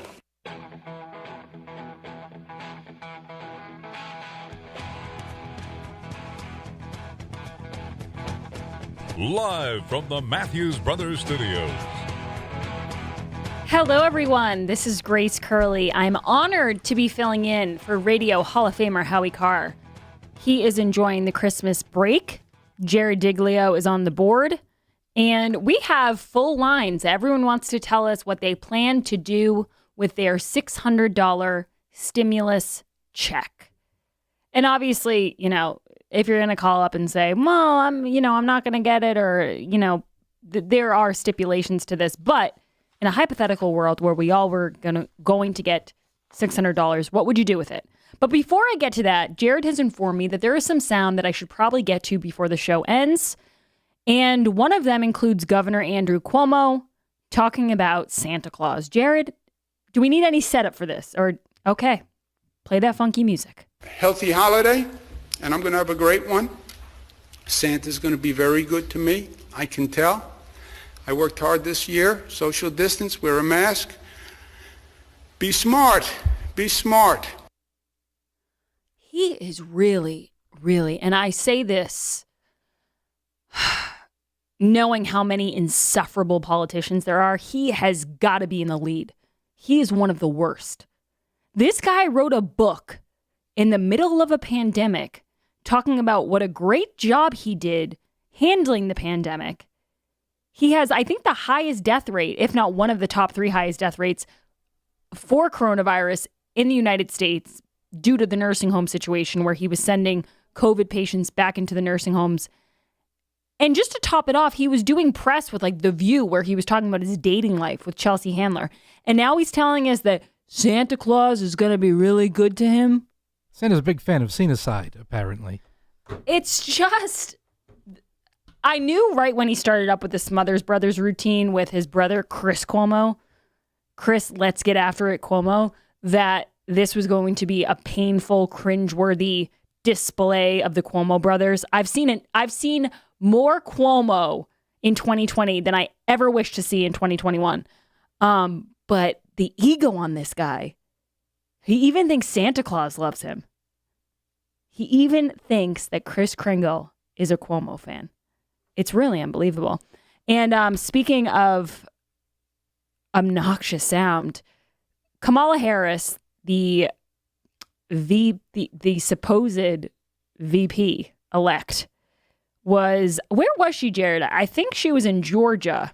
Yeah, she was in Georgia for the Senate races. And she was doing a little bit of a speech, you might say. And she kind of put on a Southern accent. It's not as bad as Hillary Clinton's when Hillary did the I ain't in no ways tired, that speech. It's not on that level, but someone did point out that she was putting on a little bit of an accent. So let's play cut 30. 1 in 6 Georgian families are describing an inability or difficulty to pay rent. Oh, I definitely heard it there with the rent. Rant! Okay, cut 29. And it's hitting Georgia hard. Let me hear that one again. And it's hitting Georgia hard. Okay. Cut 28. 1 in 7 families is describing their household as being hungry. Hungry. Wow, we've got us a real pig in a poke, children's. It's very, very phony, and I'm not surprised at all. And before I get to the callers, I promise, guys, we are going to get to you. Did you see this story, Jared, out of Calgary about the pond hockey? I did not. There was a group of guys, and Howie talked about hockey this past week because Charlie Baker seems to have a real gripe with the hockey players or just the rinks. He thinks the parents socialize too much. He thinks it's a recipe for a super spreading disaster. And he would have really not liked this because I guess it was an outdoor rink, guaranteed it was outdoors, but there was about 40 guys getting together. And there's a video on Twitter of the police trying to arrest this man who, in all fairness, he was resisting arrest. He was very much not cooperating. He kept saying, I'm talking to you guys. Why do you keep yelling at me? And the police say the video only shows you the end of the altercation. But either way, this whole thing started because there was too many people on a pond hockey rink. And I have to read you what this 12-year-old skateboarder, this is what he said. He captured the whole video on his phone. He said, they had him on the ground for 6 minutes. This is the hockey player. Just frozen, cutting his skates off with a knife. They arrested him and threatened us, saying, we are going to give you tickets if you don't walk away. Cutting his skates off with a knife. I mean, it's just so bizarre. And you watch these videos, it's not the first one. You saw the 2-year-old get kicked off the plane. You saw the woman in the bleachers watching a football game outside. They tased her. It's just getting so scary. And you kind of have to respect people a little bit who aren't willing to just walk away. This guy said, we're not doing anything wrong. I'm not going to take off my skates and go home. But that's a debate for another time. So guys, let's get to the calls here. $600 stimulus check. You get it tomorrow. Bob, what are you buying or spending it on? Well, before I get to that, I have a new T-shirt idea for Howie Carr. Oh, okay. It should say Nomo Cuomo, and that kind of, N-O-M-O Cuomo, which kind of ties into the whole fake accent that the Democrats always use. I love it, Bob. I will run that by the captain later today. Okay. So my $600 stimulus check is going to go to firearm purchases. Oh. And ammo. So you and a lot of other people are having that same idea because I'm sure you saw the gun registrations went through the roof this year. So many people applying for gun licenses, and they want to exercise their rights. Well, here's another thing, Grace. The problem with a lot of these people is that many of them are first-time gun buyers, which is great. Welcome to the club. But the fact of the matter is that many of them probably just shot themselves in the foot by voting for Joe Biden. Oh, pun intended, I assume. Yes, no, I agree with you. It's part of the reason the gun sales have gone up. I mean, people said it all the time that Obama was the greatest gun salesman ever because when he was president, everyone wanted to own a gun because they were just so afraid that he was going to strip them of their freedoms. Thank you, Bob, for the call. That's a very good point. Tony, you're next with Grace filling in for Howie Carr. What are you going to spend your $600 on, Tony? Well, I would spend it on just about the same thing that Bob was going to spend it on, ammo, but you can't find any right now. So good luck, Bob. So what I'm going to spend my money on is survival equipment, especially food, dry goods, beans, rice, chest freezer. Stock up on meats because I was just at the store and it's starting to empty out again. Oh, but Tony, I don't want to be prepping for anything else. I feel like we're just getting out of that. I want to be prepping to be at a concert full of people and everyone's healthy and we can just have fun. And I don't know. It's just, I thought there was a light at the end of the tunnel here. And now we're getting ready for more canned goods. Well, good luck with that. You know, I'd rather be full with food than at a concert. But it's your choice. Rather be safe than sorry. I get it, Tony. After 2020, I just want to have some fun. Am I alone here, Jared? No, you're not alone. No shade to any people who are prepping out there, though, because I know that's a whole industry in itself. Jim, you're next with Grace, and I want to know, what are you going to spend your stimulus check on? Hi, Grace. I think you guys are doing such a great job filling in for Howie, first off. Thank you, Jim. I love that. I adore you guys, and I think you're just as good as maybe even better sometimes. But I'm going to be spending it on my daughter. I'm going to be buying her first compound bow. Her first what? Compound bow, like bow and arrow. Wow, really? That is interesting. A lot of weapons are being purchased right now, but that's a very interesting one. How old is she, Jim? She just turned 13 on Pearl Harbor Day, December 7th. Oh, wow. Well, happy birthday to your daughter, and that's awesome. We used to do that in high school, the bow and arrow things, and I was never good at it, if you can believe that. My athleticism. Oh, I've been doing it since I was a young kid. My dad taught me growing up, so I want to teach her, and I figure she'll be good backup if anything ever happens. Exactly. That's awesome, Jim. Well, Merry Christmas, and tell your daughter we said happy birthday from the Howie Carr Show. All right, we've got Dan. Dan, you're next. I'm filling in for Howie. What are you going to spend your stimulus check on, Dan? Hi, Grace. This is Dan. I'm in New Hampshire. Oh, hi, Dan. The infamous balloon head. I got to ask you something. Yes. What color balloon are you? I would probably say I'm a pink balloon head because it's a beautiful color and it's more flattering than people give it credit for. I've never seen one. To tell you the truth. You know what I'm going to spend my any money on and I get? It's going to go towards my property taxes. Oh, okay. I've already paid my house off, so that's the only bill I end up every year. But I tell you, it's going to go from one hand from the government back to the government. Oh, I know. And isn't that life, though? I remember a few years ago when I had first started working for Howie, I had to get a root canal. And I was so afraid of the pain of getting one.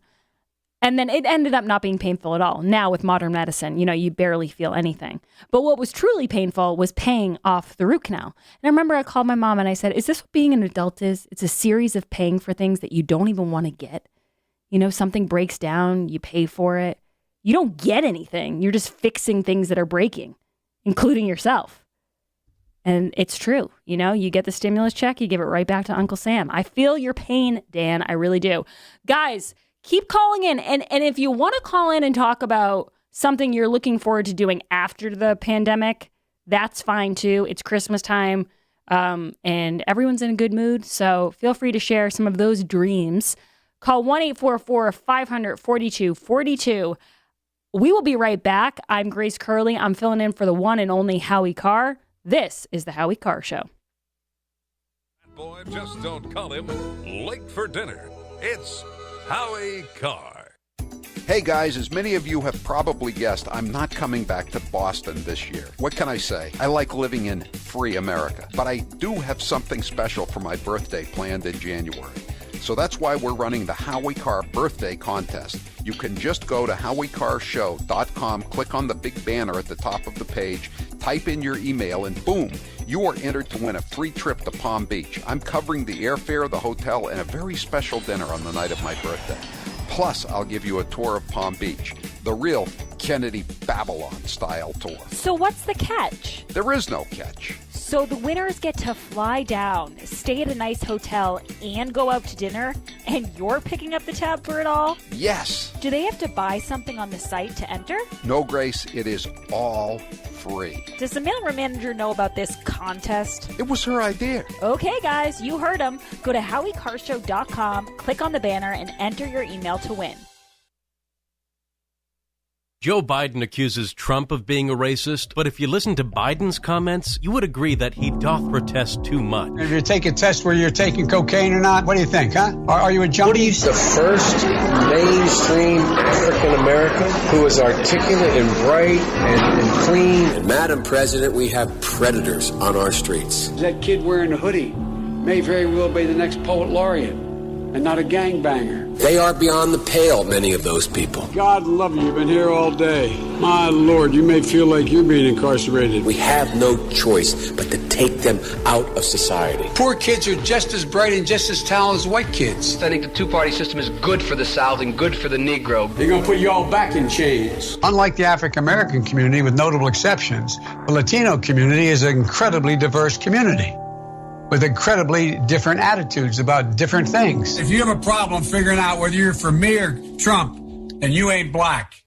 Hair loss is not one of life's more enjoyable experiences. If you're looking to fill in your hairline or reverse years of hair loss, DiStefano Hair Restoration will create a result that will be a transformative experience. The result of my IGT procedure was quite remarkable. I now have fuller, thicker hair so I can even wear it a bit longer. There are a few major decisions I've made in my life that I wish I did sooner. My hair restoration is number one.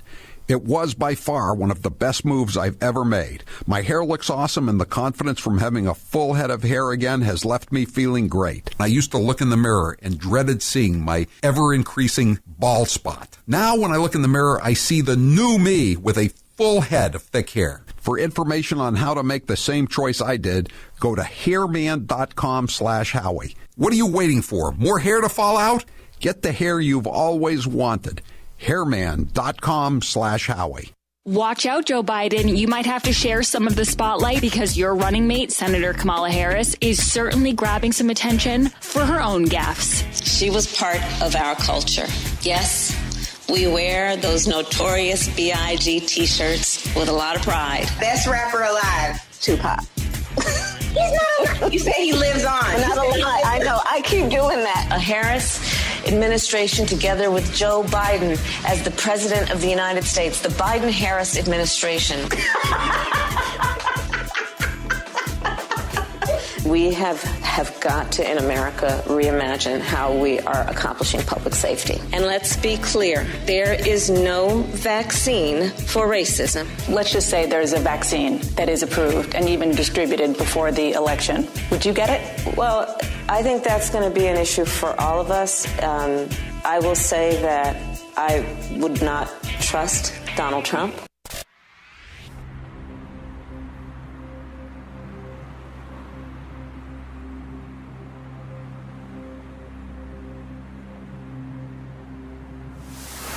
So we can all be quiet and peaceable and have a few beers together and listen to the music and not make any wrong moves. Howie Carr is back.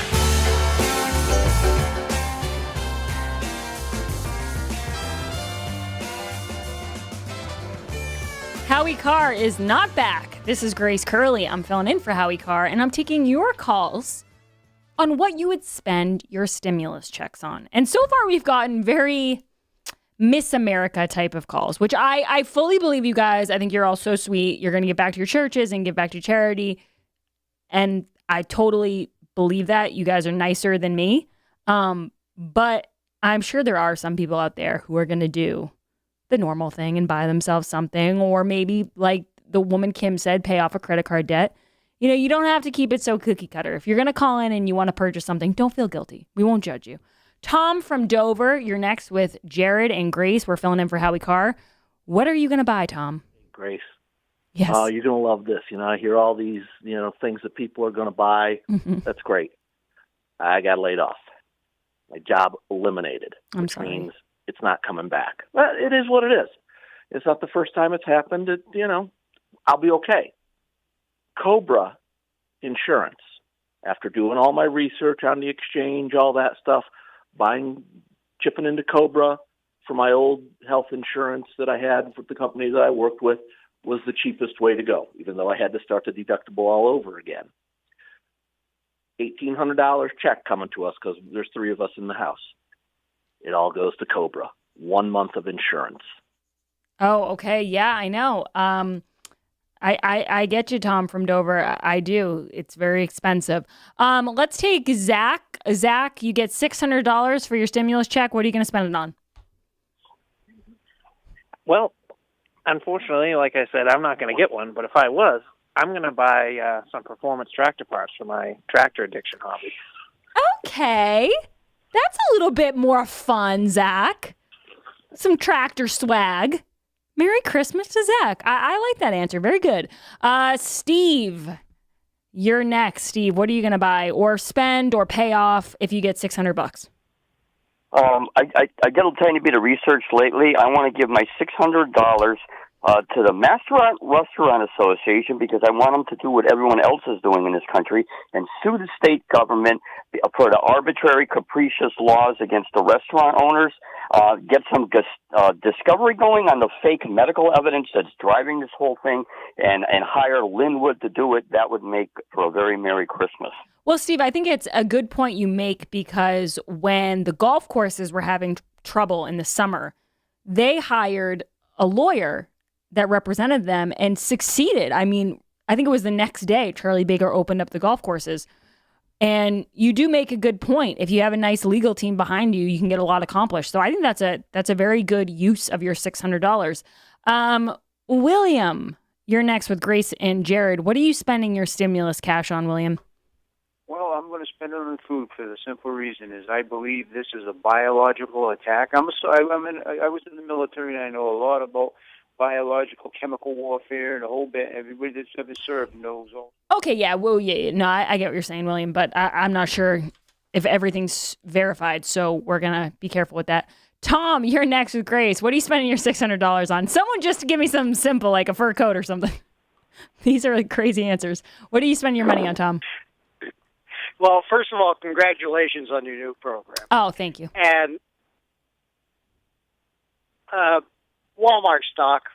Oh, that's not a bad one. That's what I spent my $1,200 on, because there are so many people like William that are just like worried. They're buying, and that's where they're buying because they closed everybody else off. So I get another $600. That's what I'm buying, and I'm telling you, when this is all over, like you said, that's when I'll spend my profits. But it ain't over yet. Right. And Tom, I think that's a very smart choice. A lot of people are using Walmart lately. I do want to read this one story I saw today. Wild nightclub scene transforms Wuhan from COVID-19 epicenter to party central. It was the center of the global COVID-19 pandemic, but Wuhan, China is now party central. Revelers are once more thronging the nightclubs, bars, and restaurants of the central Chinese city of 11 million residents and partying like it's 2018. Wuhan's revival is a glimpse into a post-pandemic world that many hope for in 2021. And Jared, it's like what we said. The Roaring 20s were the time where people finally got the chance. They put on their fancy outfits and they went out and they lived their best life. So I do think there is going to be this boom of people wanting to travel and wanting to go to concerts and spend money and go out and eat. And hopefully we get there because the media is kind of making it so you feel like it's never going to happen. Well, that's their job, is to keep it going. They just, like the governors who are addicted to the power, the media, they think Trump's going to be out in 20 days or 28 days or whatever. So all of their content is gone. Right. So they have to do something. Oh, look, a new strain showed up in London. And I'm not downplaying it. It may be new, but it's just it just is never going to stop. Right. It's forever. All right, guys, I'm Grace Curley. That's Jared on the board. We're filling in for Howie Carr. We'll be back tomorrow. This is the Howie Carr Show. Hey, Howie, I see you got a haircut again. Yes, I did, Grace. It looks good, doesn't it? It definitely looks better than that haircut you got a few years ago before you met the president. Remember that bad buzz cut, Howie? Geez, you love bringing that up, don't you? Well, I just think that your bad haircut was a true testament to the wonderful work of Dr. Highness at DiStefano Hair Restoration. Because even though you looked crazy at the time, your hair grew back, and now you look as dapper as ever. That's true. Dr. Highness did such a wonderful job on my hair. I love waking up every day not worrying about bald spots or a dreaded comb over. I now have a thick head of hair, and the best part of it is, it's my hair. Getting a DiStefano hair restoration was the best decision I ever made. Well, besides hiring me, right, Howie? Like I said, Grace, it was the best decision I ever made. You heard him, guys. Go to hairman.com to get the hair you've always wanted. Get hair like Howie's. Go to DiStefano Hair Restoration. They have 5 locations in New England, and they are open for business. That's hairman.com. What impact do you think Russian interference had in the election? I think it was one of the major contributors